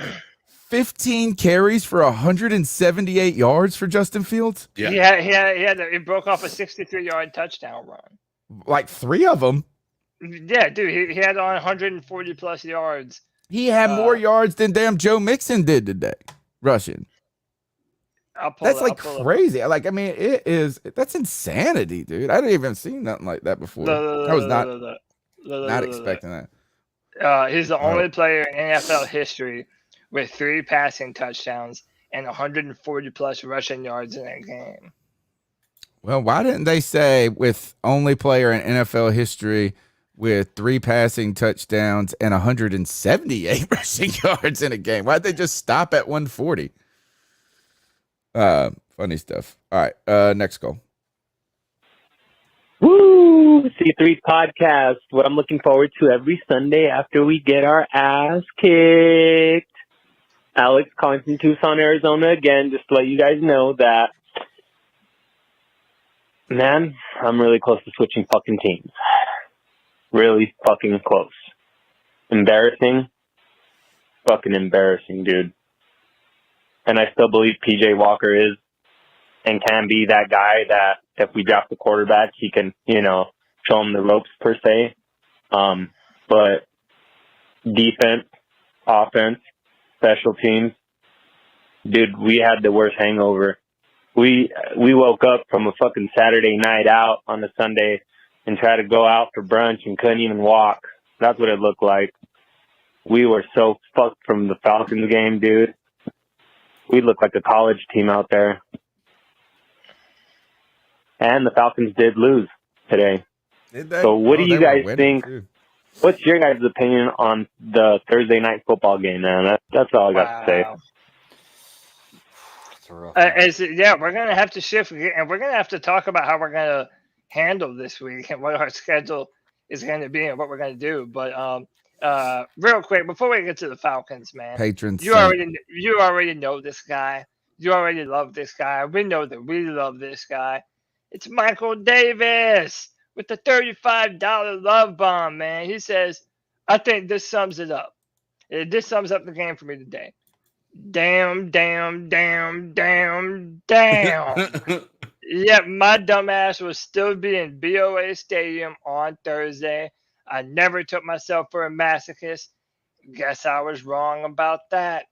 Michael, damn, man.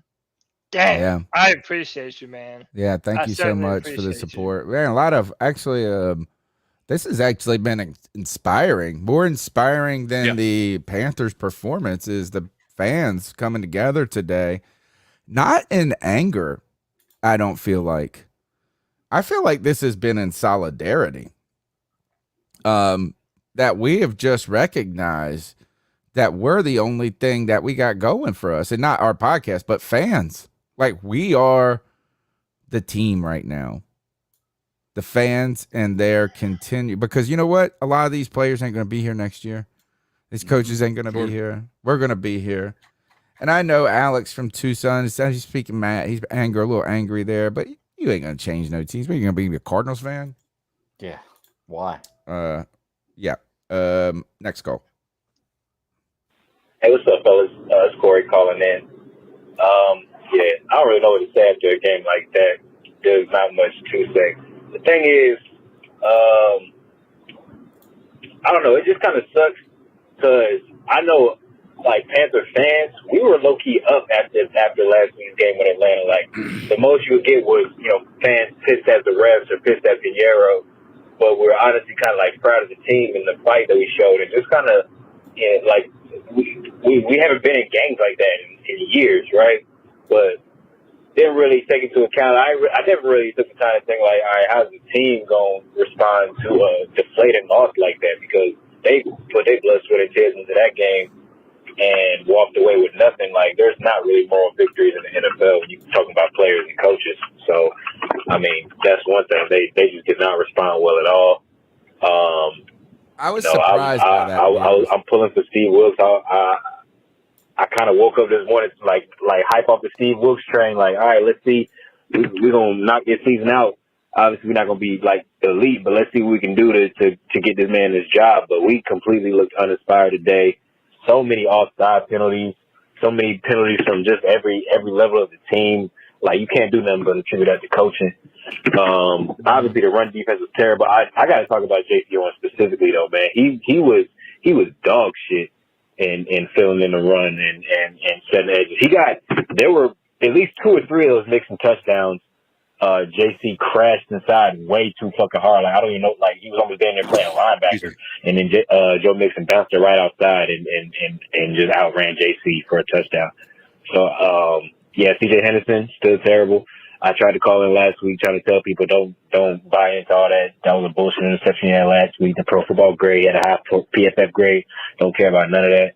He's the worst DB on our team. Like, just garbage. And yeah, man, with games like this, it sucks. All the news coming out, and we declined the first round pick for DJ and 2 firsts and a second for Brian Burns. And it's like, man, that shit would be an easier pill to swallow if we have games like last week.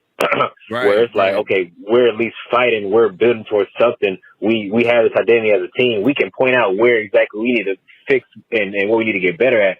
With losses like this, it's like, damn, bro, we still look like we under a Matt Rule era where niggas is just uninspired, just getting washed, like can't, have a good offensive game and a good defense game all at the same time. all at the same time, we're seeing that we, turn down these picks, and Justin Fields is going off and finally looking like he's going to be a good NFL player. I mean, it's a lot to go through, man, but we're still the same thing we've been all season. Just a lot of ups and downs, but keep pounding, man. Keep putting on good content, man. Appreciate y'all. What a shitty day of football. If you look around the league, like quarterbacks all around the league just stunk today.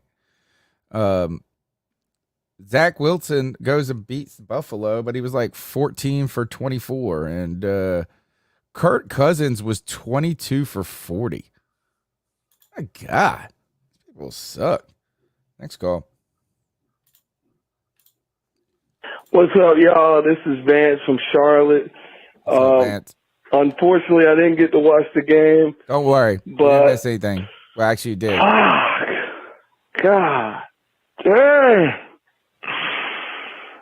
But I'm still stick with my team through thick and thin, no matter what. Keep fucking pounding.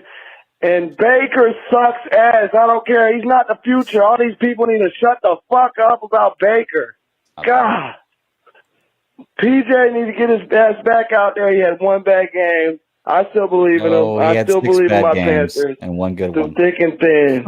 Keep pounding. Totally disagree. Six what bad did he games, say? one good one. What? Who? He was saying that Baker had one bad game. You need to go back and look at his stats. He had one outlier of being a good game, backed up by a great run game with him on that good game against a bad team. Baker? So, Or no, not Baker, PJ? PJ. Oh, Yeah. okay. Yeah. I'm not saying Baker's. I'm saying Baker's the answer. I'm not saying that at all. But PJ's. Let's not put PJ on a pedestal. He's not. Nah, the he's guy. not good. The Cody's getting some traction on Twitter. He doesn't know it because I didn't mention him. But this guy Ape Tom said, if they ain't burning that fucking ping pong table in the morning, I'm gonna be irritated. All right, next go. Yo, all right, it is Josh. I called last week. I wanted to call again this week because, I don't know, it just felt right, especially because I went to the game today. I was the guy on Twitter. Oh, man, this guy took a picture from the refer to me as stands JJ. today. I'd appreciate that. I'm going to be calling a lot more often. I've been Nice. watching since the Teddy Bridgewater season, but man, we just got smoked today. And I was hoping for a good game, but I just knew the run defense was going to come out after last week when we just stole the game.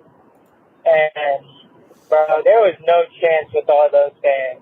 It almost felt hopeless at some point, pretty quickly, but we really couldn't start anything on offense. Now we know our team sucks again, and it was just that Tampa Bay sucks again. But I don't know. Just never forget Cody said we should go into next season with PJ Walker and Matt Corral instead of potentially drafting a franchise quarterback in the first round when we suck. Keep pounding. Yeah, I mean, He look, said never forget. never I'm sure y'all forget. won't, man.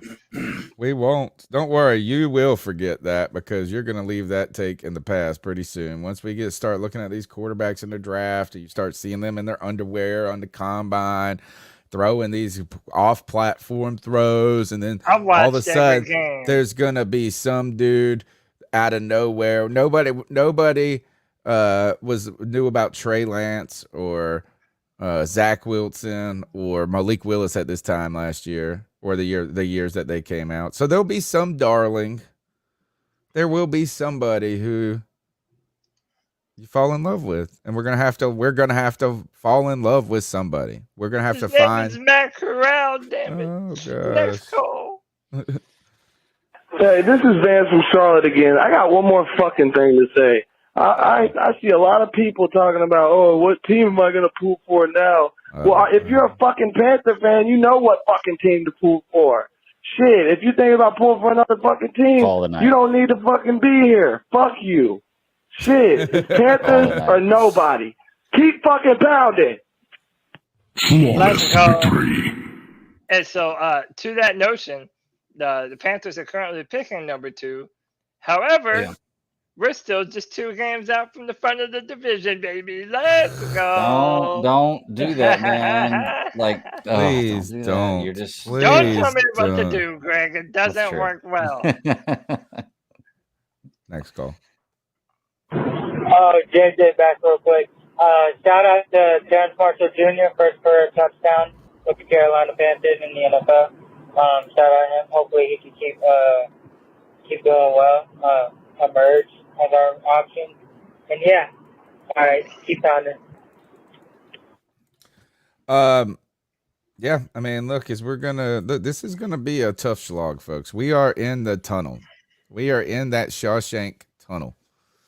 We broke out of the Matt Rule prison.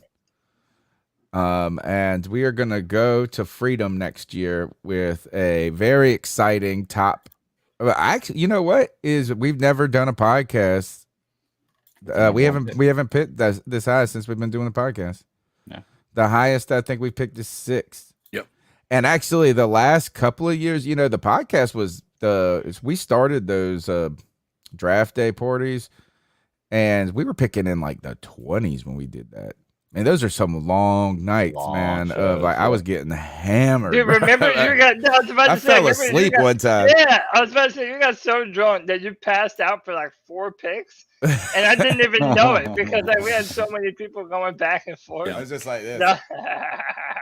I mean, that could have been the Vernon Butler year, maybe. Yeah. Or no, you would have been. Vernon on Butler was pod. the 2016 draft. No, my first year being on was this year we drafted DJ Moore. Man, I don't know. I mean, but like I've stayed up for the Vernon Butler, the Kelvin Benjamin. I was so mad, dude. I took a lot of shit from Panther fans.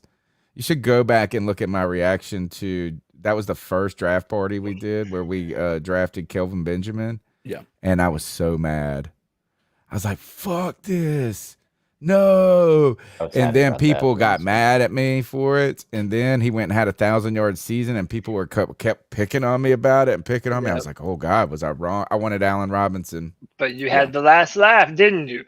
Because sometimes not really, because Allen Robinson ended up being nothing anyway. But well, he's actually been good. But sometimes the opinion that you have does not look good immediately or in the near future. Yeah. But sometimes it pays off down the road, baby. And that's why I dig these trenches on these hills, baby. What Let's did go. I want? Oh, I wanted Bradley Roby that year too. He turned out pretty good. Well, and you also got to think too. Each player, depending on what team they go to, determines their fate. Like, can you imagine, just for a second, Cam Newton gets drafted by Dallas the year they had, the years they had that prime offensive line, what kind of player he would end up being? It all depends on where you go to. Has a lot to do with what kind of player you end up being. You go to the right coach, the team that has the right scheme for you, and the players that play well with you, you're going to be successful. You go somewhere else and not fit in that well. Look at Russell Wilson. So a lot of it has to do with what team you go to, not necessarily all of on. I mean, you can't control everything on your own. Right. Is that I'm sure that there are a lot of players thinking, "Shit, man, Urban Meyer ruined my life." Let's go. Oh, yo, it's White Chocolate Espresso. What's happening? Oh man, in the third quarter, I had to leave. I had to go do something very, very important. I had to go get me a giant fucking margarita. It was a delicious margarita. I had queso with it. It was delightful. Unlike this game. But that's all I got to really say. Cody, where's my fucking money? I want my money, Tony. Playing with my money is like playing with my emotions. Clemson's number 12 in the AP polls. They suck. Go Notre Dame. Peace. Did you guys bet that Notre Dame? Did you bet him that Notre Dame? I don't like Cash App because it won't let me use it on my fucking desktop.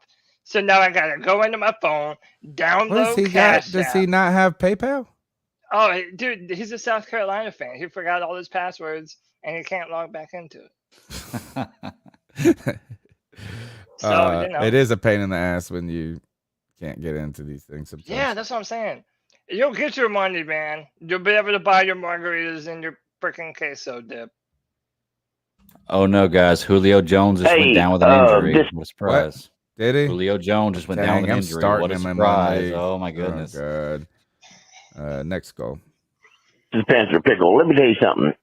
The problem with this team is they were cluster fucked 2 years ago or 3 years ago by their own. They've been screwed up ever since. I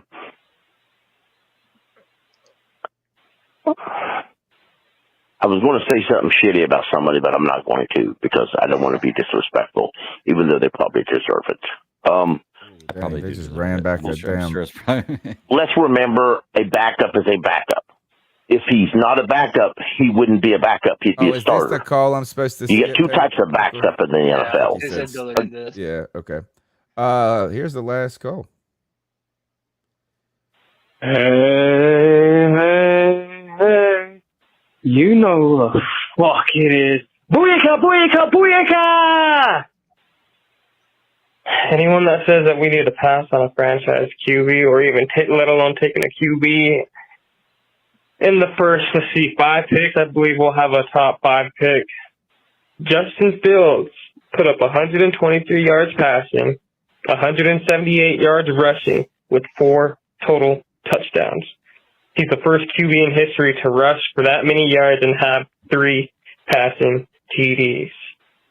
We passed on that shit. We passed on it. I was on. I refuse trade so much. to pass. You're also picking on one game from Bryce his career the Truth right here. Young, Just or saying. let alone CJ fucking Stroud, and I'm gonna leave that at that. Me and You guys G-Baby have on the a same. beautiful fucking night. Oh, there's one more. You know what? I Look, don't this disagree, is but you're picking one game. sure, I'm but you know, really, it doesn't even matter if he turns out to be good or bad. It's just we didn't take. We punted and we said, "Oh, J.C. Horn, he's more of a sure thing. We don't believe in this guy. We're not in love with Justin Fields. We weren't in love with Justin Fields. We weren't in love with Mac Jones. We weren't in love with, and we also are not in love with Baker Mayfield. Not in love with Sam Darnold. Not in love with P.J. Walker. Not in love with Teddy Bridgewater.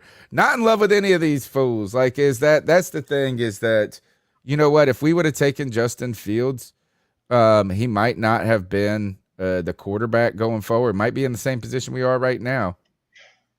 But you tried. By the way, just talking about one more Allen call. Robinson, he had one of the best catches I've ever seen just now. That's what I just said. Yeah, I Wow. just saw That it. was I just amazing. saw it. Nice. That was I amazing. just saw Holy it. I crap. wrote that was a pretty article on him. I'm very proud of this take because I'm not a draft guru, but I found Allen Robinson. I was like, oh, I love this dude. And it turns out that he missed an entire season of high school football. Yeah. Because he had growing pains. He grew 6 inches in a month. Damn. Yeah. Like his feet exploded out of his shoes. You know what I'm saying? He was walking like he couldn't even play high school football because he was too busy growing.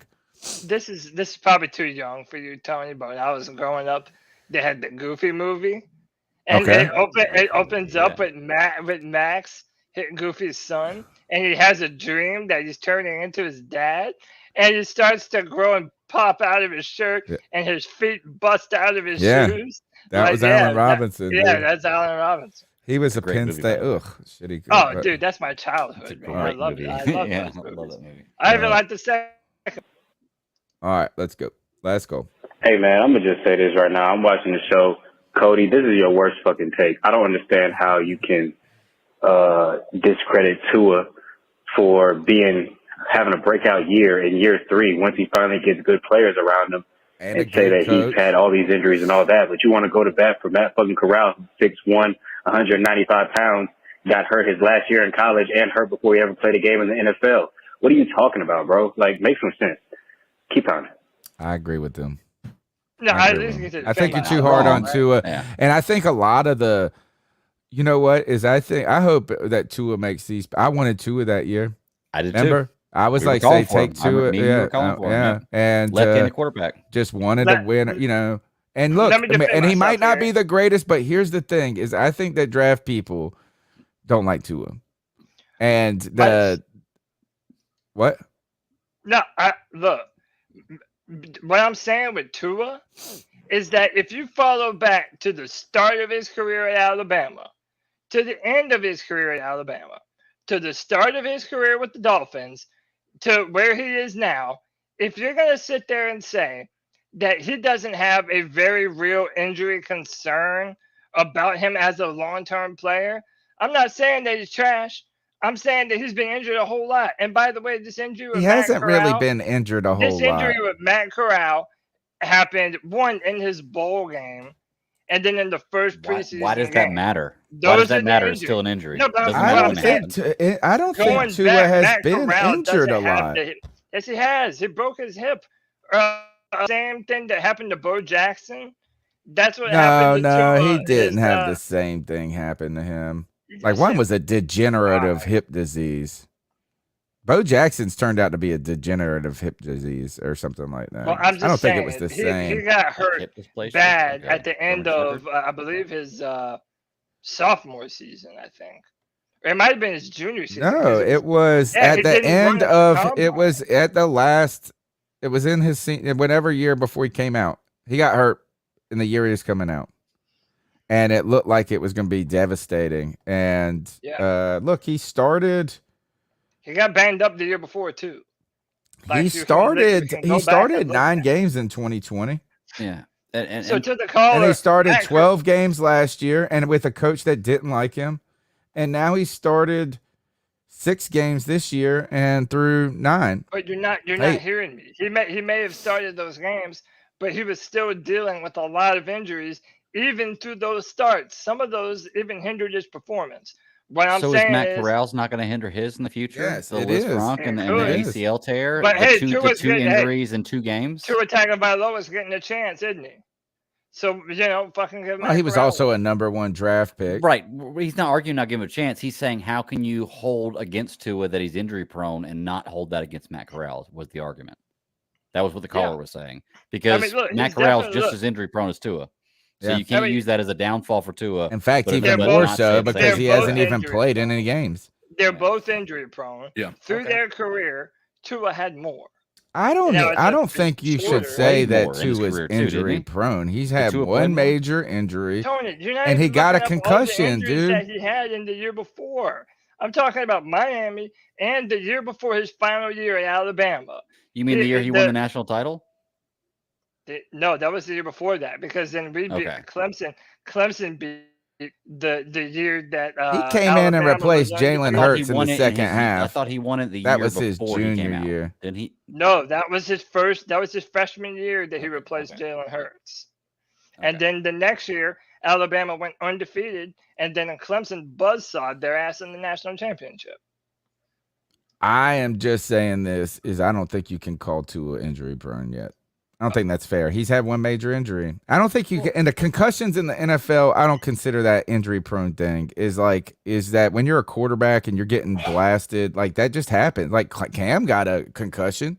Yeah. I didn't think that was an injury prone part of his people career. Forget that Case Cam, Keenum, you could argue that Cam's injury prone until people forget that Case Keenum brought the Minnesota to the playoffs. And they were one of the best teams in football. What's that got to do? What's that got to do? What I'm saying is my point remains sleight the of same. hand. This is sleight of hand.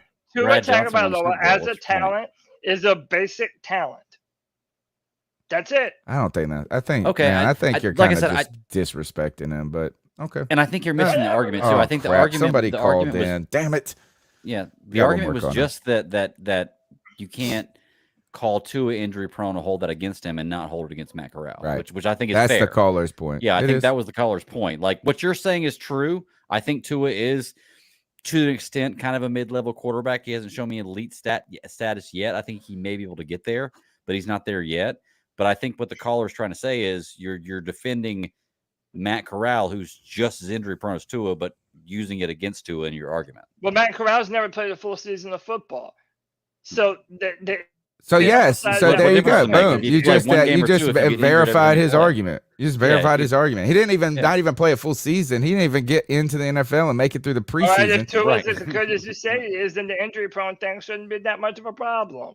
And the same. He's not injury prone. I don't think Yes, he he is. I think is. he's had one major injury. I think he's had He's one major definitely injury. injury prone. No, I don't He's think so. definitely The other thing is this. The only reason y'all say, look, Tua just doesn't have an elite trait. He's just good at everything. He's not great at anyway. That's the only reason people don't shit on that they shit on Tua is like he's not exceptionally mobile. He doesn't have the biggest arm. He doesn't like have the intangible. Like he doesn't have this one thing that Trey Lance had. But here's the thing right now is that sometimes look, Tom Brady didn't have that either.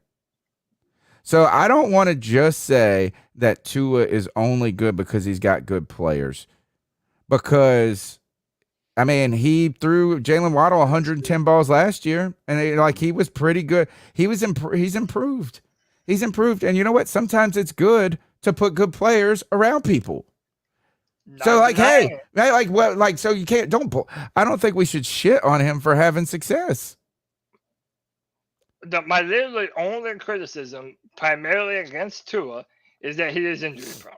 You can disagree with that all you want. I believe he is very injury prone. And yeah, he is definitely good enough to make that Dolphins team. He's not a Josh Allen or a Justin Herbert. He doesn't have to be. He's good at what he's good at.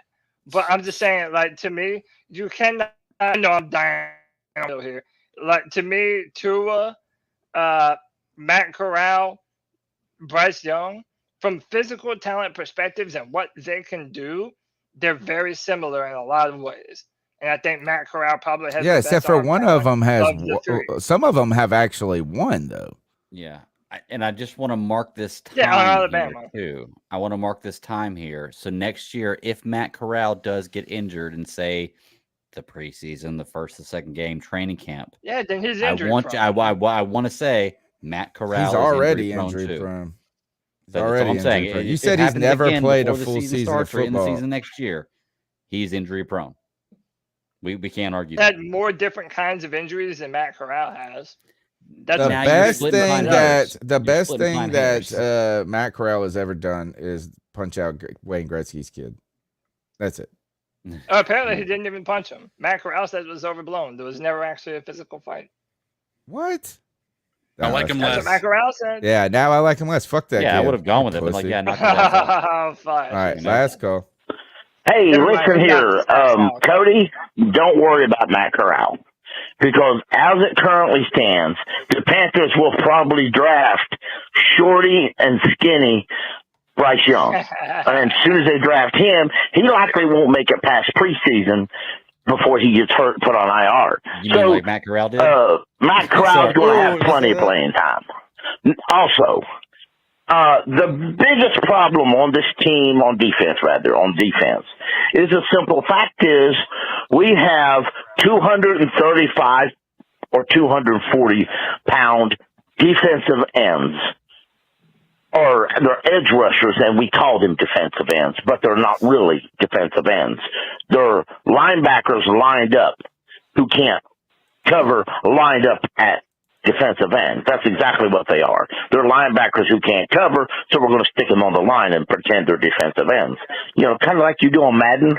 Anyway, they can't stop the run. They can't rush the passer, kind of like, let me see here, Marquise Haynes, YGM,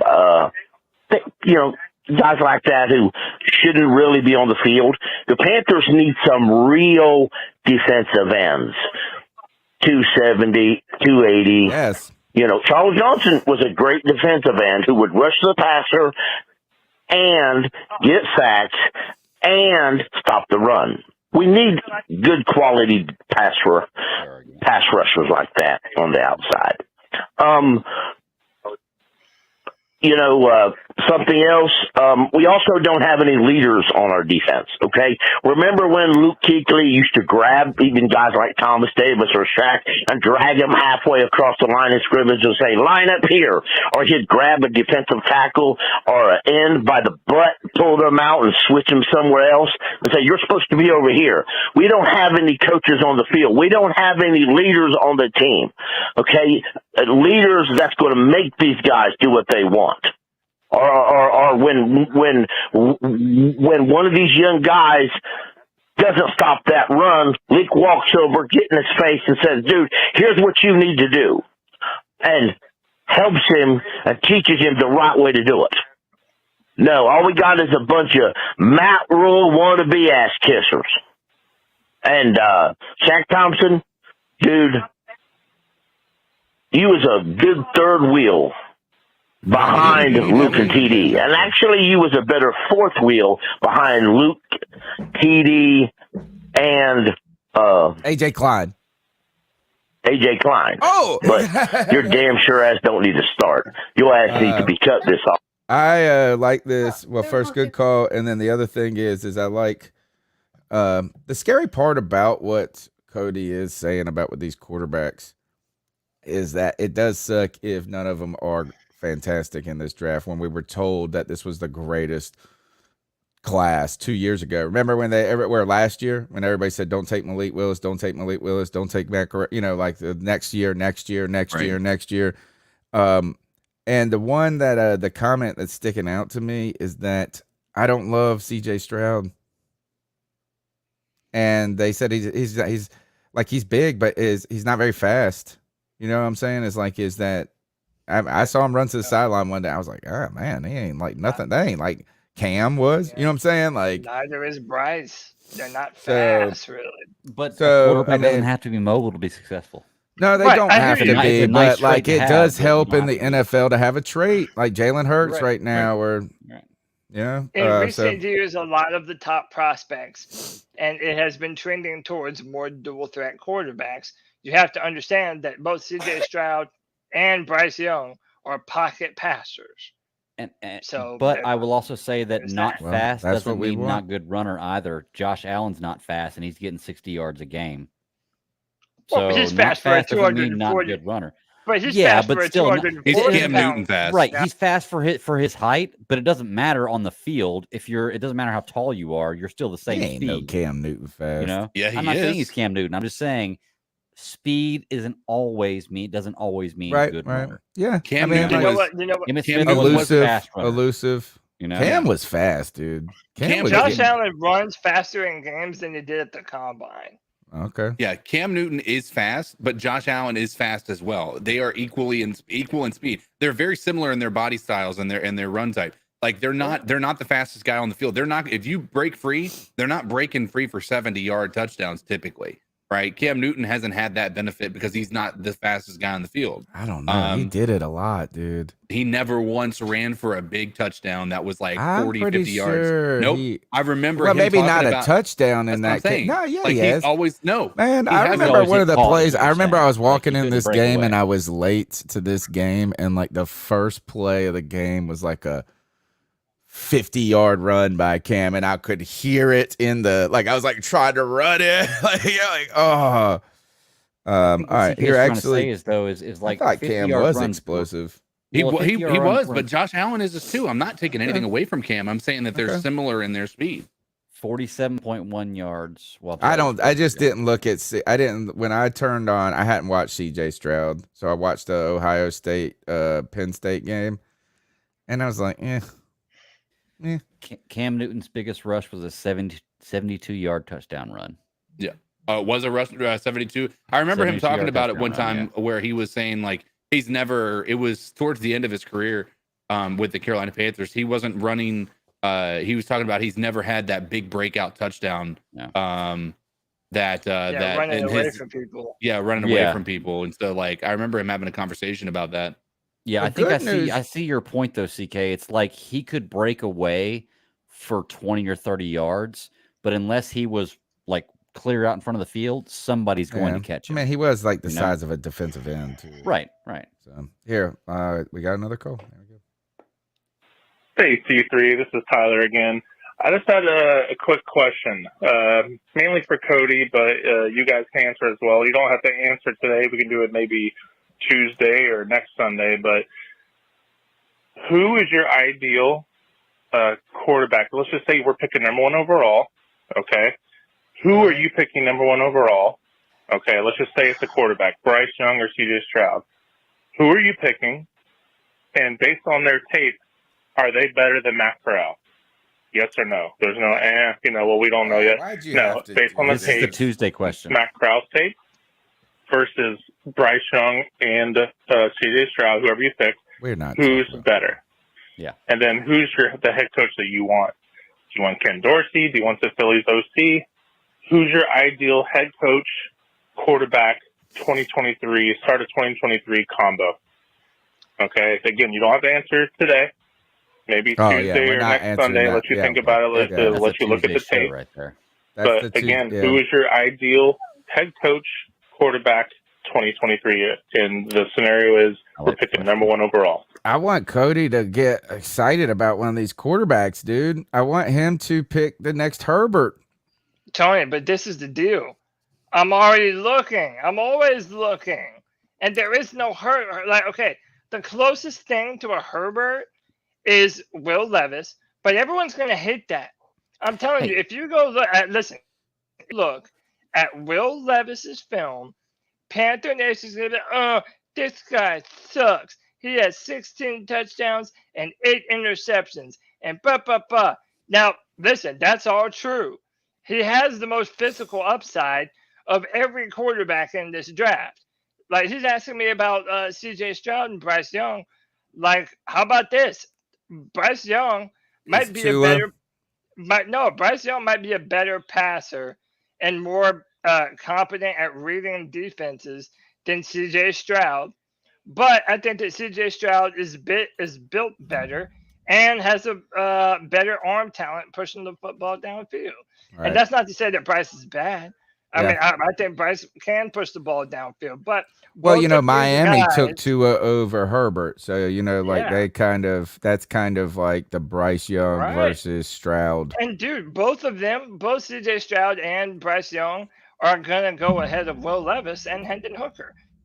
Those two guys, from a physical standpoint, are the superior talents. Another guy that we haven't even mentioned yet, who might be available in the second round, is Anthony Richardson from Florida, who's another Josh Allen type that can run around, throw the football all around the field. But the record and the numbers don't match what you want to see from a talent like that.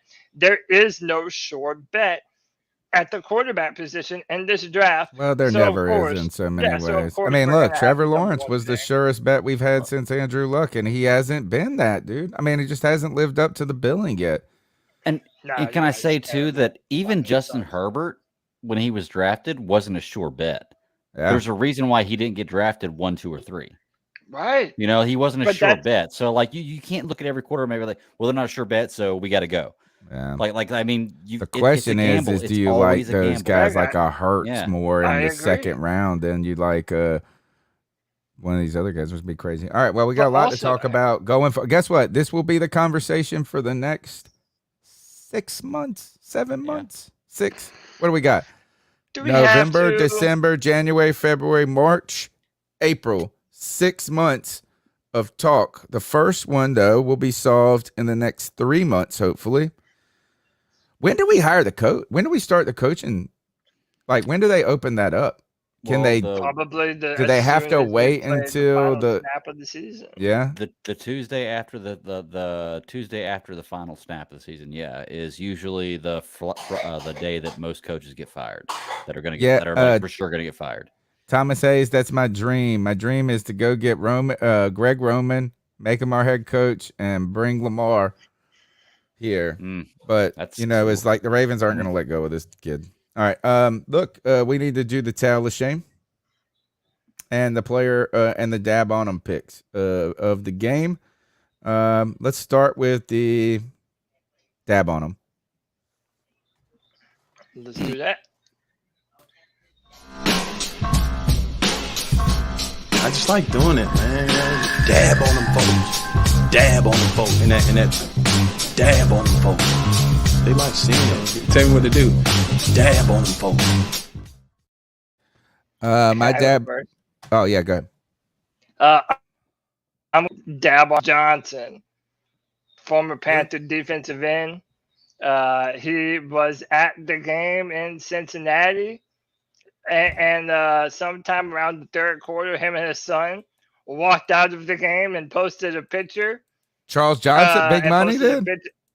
Yeah. They posted a video of him walking out of the game, and then CK, either CK or Pickle told me this. Pickle. Then they went to it was Pickle. They went to a park, and they said, any Panther fans that are at the game, we're here at the park. If y'all want to throw the football around, come hang out with us. So I think that was really cool, and that gave fans something to look forward to. So shout out to Charles Big Money Johnson, man. Dab on him. John said he had a call. I don't know if it's too late. Yeah, no, I'll play it. We'll do the dab on him. We'll play his call, and then we'll do the talent shame. Okay. My dab on him pick goes to Joe Mixon. Boom. Dude just destroyed us. That's still yours. Yeah, it's okay. I'll get another one. Good. That's it. He 5 touchdowns against us. He single-handedly beat us today. And him and Joe Burrow together, like those two dudes alone, like they didn't even need anybody else. So dab on him. Yeah, it's such a hard thing to find somebody that's a Panther. That's I know we don't have to, but I want to say dab on him, Matt Rule, because he's probably sitting at home looking at what this game turned out to be and thinking there must have been some satisfaction there for him. Right. Oh yeah, he's loving it. You know what? I'm gonna do the same thing. I'm gonna say dab on him for Joe Mixon, but I'm gonna do a different reason because he finally, in my opinion, finalized where Carolina needs to go. We were at a crossroads of what Carolina Panthers were going to be, and Joe Mixon made that turn for us. We are shooting for the top 3 pick to get a quarterback to save this franchise. Thank you, Joe Mixon, for that. Yeah, and congratulations to Terrace Marshall Jr. for getting his first NFL touchdown. Is that his first? Yeah. Felt so pointless. It was a nice one though. It was a nice catch. Pointless. Yeah. All right. Here's another man with the golden pipes. Yo, what's good, fellas? This is John from the One Carolina Show. Man, salute to y'all for continuing to keep pounding despite all the craziness that we're seeing. But I was listening to something that Panther Pickle had said. He was talking about no leaders on the defense. And it's one of the reasons why I believe that he mentioned Luke Kuechly. Why I believe that Luke Kuechly is the best linebacker in the history of the NFL is because of his ability to watch film and diagnose things and see them before they happen. And I got to be honest with you. Trent Dilfer said something about Tua Tagovailoa. He said he was the best quarterback prospect that he's ever evaluated. Right now, this is a Super Bowl winner and a guy who develops a lot of high-level players right now, especially with his Lipscomb Academy. Back in the day. But the reason I bring that up is because Bryce Young, they say, is even better. And one of the things that he excels at is seeing things pre-snap so that he can play faster because he's not reacting to what the defense does after the ball is snapped. He's doing it beforehand. Right. And for a guy to be that young and process that quick is exceptional. And the reason why I believe that it's going to be a struggle for Matt Corral is because the RPO offense is exactly the opposite of that. It's more of a read and react, right? Even after the fact, right? So, like, it's going to be a much longer road, one that I don't think Matt Corral is going to be afforded to be able to actually have a path to become a starting quarterback because of the hurdle that he has to overcome because of the offense that he ran in college. Just wanted to see what you guys thought about that, man. Love the show. Love you guys, man, and keep pounding. Keep pounding, man. Man, how do you not love John, man? How do you not love John? I mean, look, that's kind of been one of the things that I've been saying, though, man. Like, these quarterbacks, they're in offenses that are not indicative of what they're going to do in the NFL, right? So you're always kind of having to look at the forest through the trees, man. You're having to look and see what you think is going to translate. I mean, look, it's one of those things where G-Baby's in here supporting him. He said, think of Bryce Young as the Steph Curry of football, and that is it's about how quick his process and decision-making are. You know, Steph Curry, nobody looked at Steph Curry as a top. I mean, this dude has, like, changed the game of basketball. You know, so, like, he didn't have any traits that were incredible, and all of a sudden he just started shooting lights out, man. Yeah. So, I mean, maybe this is, so you got some people in here that believe that Bryce Young has a superior trait, and that's understanding the game of football beyond other people. And here I'm you not like this is G Baby said this. Bryce Young and what's his name? Book it. No, the Bill O'Brien. That's what he said. Book it. I just don't He want to didn't look say at Bill Bill O'Brien. O'Brien, did he? Yeah. G Look, it Baby just said said it in Bill the chat. O'Brien. Look, it just says it right here. Bill O'Brien and Bryce Young. Book it. Oh, all right, shit. Hey, G, I posted that on my Twitter, I and know. people are roasting me, bro. Yeah. People don't want I no just Bill don't want to look at I don't want Bill O'Brien. his but- super dimple, dude. Like in his chin dimple, it's His butt so chin? deep. It looks it's like all right. Whoa, pause. Let's hit up with the talent. Tell shame. Yeah, talent shame.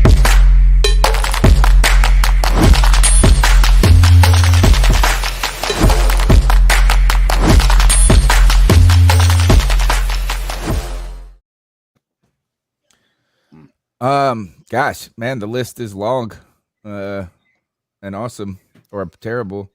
My talent shame goes to the entire team. I mean, obviously, I think somebody brought it up. I was surprised that they had this hangover. I thought that the Atlanta game would be inspiring to them, not deflating. And I didn't pick the Panthers to win this game. I didn't pick the Panthers to win this game. Right. I picked the Bengals. I just didn't think it was going to be so impossible of a game. You know what I mean? Like, we didn't do anything good today. I guess Baker Mayfield could have gotten the damn dab on him pick. Yeah, you should have. Actually, I even thought about that before we even started the segment and forgot it. So My talent shame is to everybody, to the whole team. Somebody got to do Scott Fitterer for not taking the trade. No, my talent of shame is on Steve Wilkes. And you all got to understand, and Tony can vouch for this, I have been a proponent of the offensive-minded coach for the Carolina Panthers for years now. Yeah. Yet, I'm a believer of that now.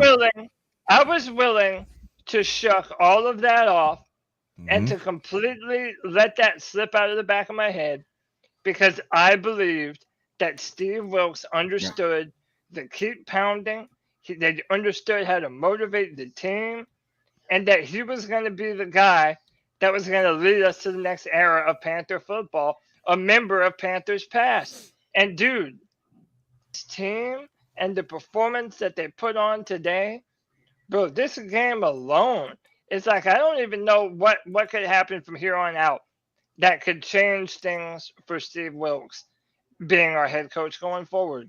I think today sealed his fate. And I hate that, man, because I was pulling for you. I was pulling for you, man.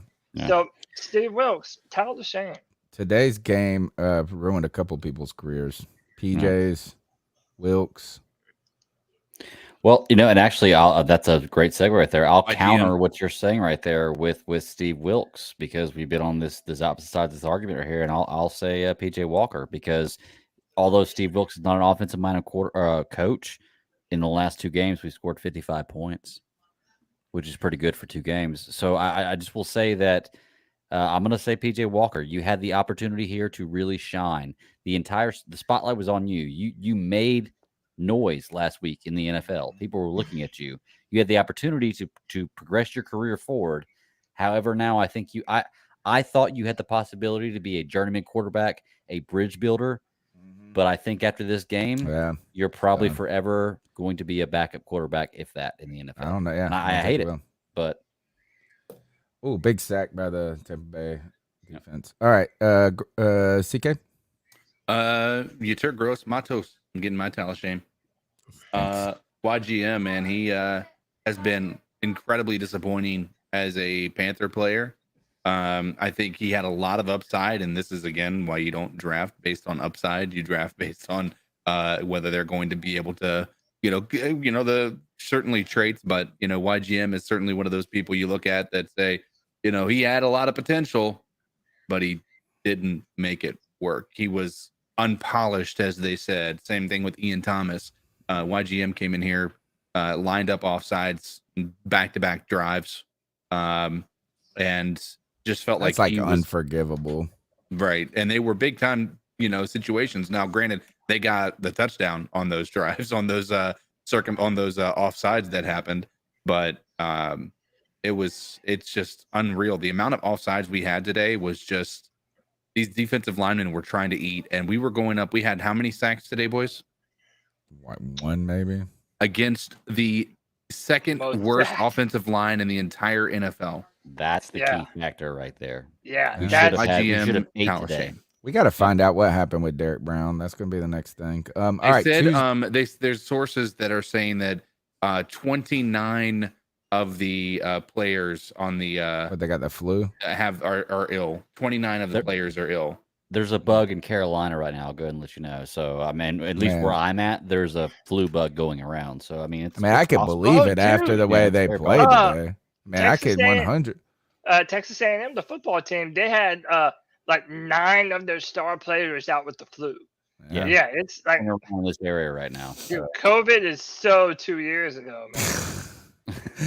Well, yeah, it's crazy. Everybody forgot to get their flu shot. I haven't got my flu shot yet. Nah, I'll stop. A lot of people don't get it, but all right. Tuesday, I just get it at work because they have a clinic. Like they'll come by and give me, just walk over there. I get it from the Lord. There you go. You're gonna get me to say things I don't want to say online. Save it for Tuesday. Tuesday politics show now. That's Tuesday we've got the C3 Panthers podcast, the longest running Panthers podcast around. Been a needed therapy session today for us. But arguments to the minimum, anger not to the maximum at this point. A lot of callers, a lot of viewers. So I needed that today because I was like almost was like, man, what if I just told the guys I didn't feel good? And I was like, I was calling sick. Nah. I was like, God, I got to play the calls. That's it. Look, that's the C3 Panthers postgame show. My name's Tony Dunn. You can follow me at cat_chronicles. We're up on YouTube's. That's our home, that away from home. That's like a real big platform. And by the way, YouTube is about to take over. They're about to destroy TikTok right now with the shorts next year, monetization. So look, I think we're in the right place, in the right lane. Yep. Help us out wherever you find us. We're we get the audio podcast, iTunes, TuneIn, Stitcher, all of those things. And listen to the end. You might find some gems. I'll be here Tuesday night. Cody Lack, how can they get after you? Yeah, find me on Twitter, talking shit, and people roasting me, dude. You're going to have to take it today. Oh, I always take my shit, man. It's like whatever. CODYLAC, that's my Twitter. Follow my written content on drafttech.com. I'm sure everybody's interested in draft stuff, so come see me break down these players on Draft Tech. And then every Friday, look, man, we don't stifle opinions or voices here at the C3 Panther Podcast. If you would like your voice to be heard, well, damn it, we give you the opportunity every single Friday at 7 p.m. on the Friday Free-For-All, where you can join the show and be a part of the show and make your voice heard. We've got a great group of guys that frequent the show, and it's a great discussion, man. Be a part of it Friday at 7 p.m. Tony, I can't possibly speak about anything else anymore. I wish that I had a show to go watch. We have a Warzone or Modern Warfare 2 you can download. Go watch Peripheral. You'll like it. It's a good show. There's 4 episodes. I actually am. When did the new episode come out? They drop on Fridays, but it's up to 4 episods right now. So yeah, okay. So I've watched the first 3. It's a good show. All right, well, that's what I'm gonna go do tonight. I got to pay for that, don't I? CK. Yep. We're talking about the game. Yeah. No, the game. Oh. CK, Bat Daddy, y'all get yourselves out of here. Tell them how they can find y'all. Good, CK. Yeah, you can find me on all the social medias at CoDizzleAllen. And obviously you're going to see me here on every Tuesday night, post game, occasionally on the Friday free for all, actually playing free for all, and on Call of Duty. And then we have the Madden simulations on Saturday night, which predicted this exact same thing happening, by the way. Almost to a T. It was, what was it? 42-21 that we went to today. And then it was like on that one, Cody, do you remember what it was? It was like 30 something to 20 something. It was like close to what Close to what we just experienced today.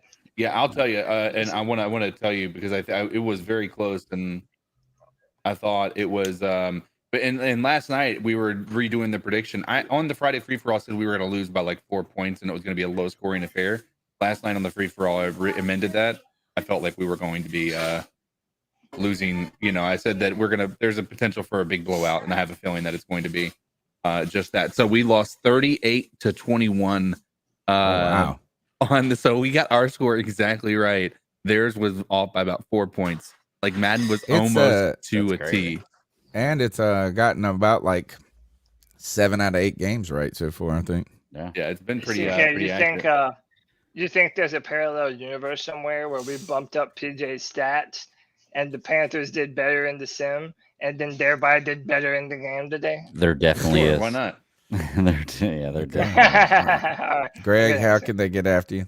You can find me at the BatDaddy52 on Twitter, or you can check me out on Friday nights live, 9 p.m. Eastern Standard Time at Geeks Chasing Squirrels Across the Multiverse on YouTube, and catch that audio anywhere you catch your audio podcast. We're talking about Andor, Titans, Peripheral, and next week we're actually going to go on Saturday because we're going to be watching Black Panther on Friday. But hey, Tony, I wanted to tell you, you asked for a show, and you're already 3 episodes into Peripheral. If you haven't watched Titans yet, I don't know if you watched any episodes at all.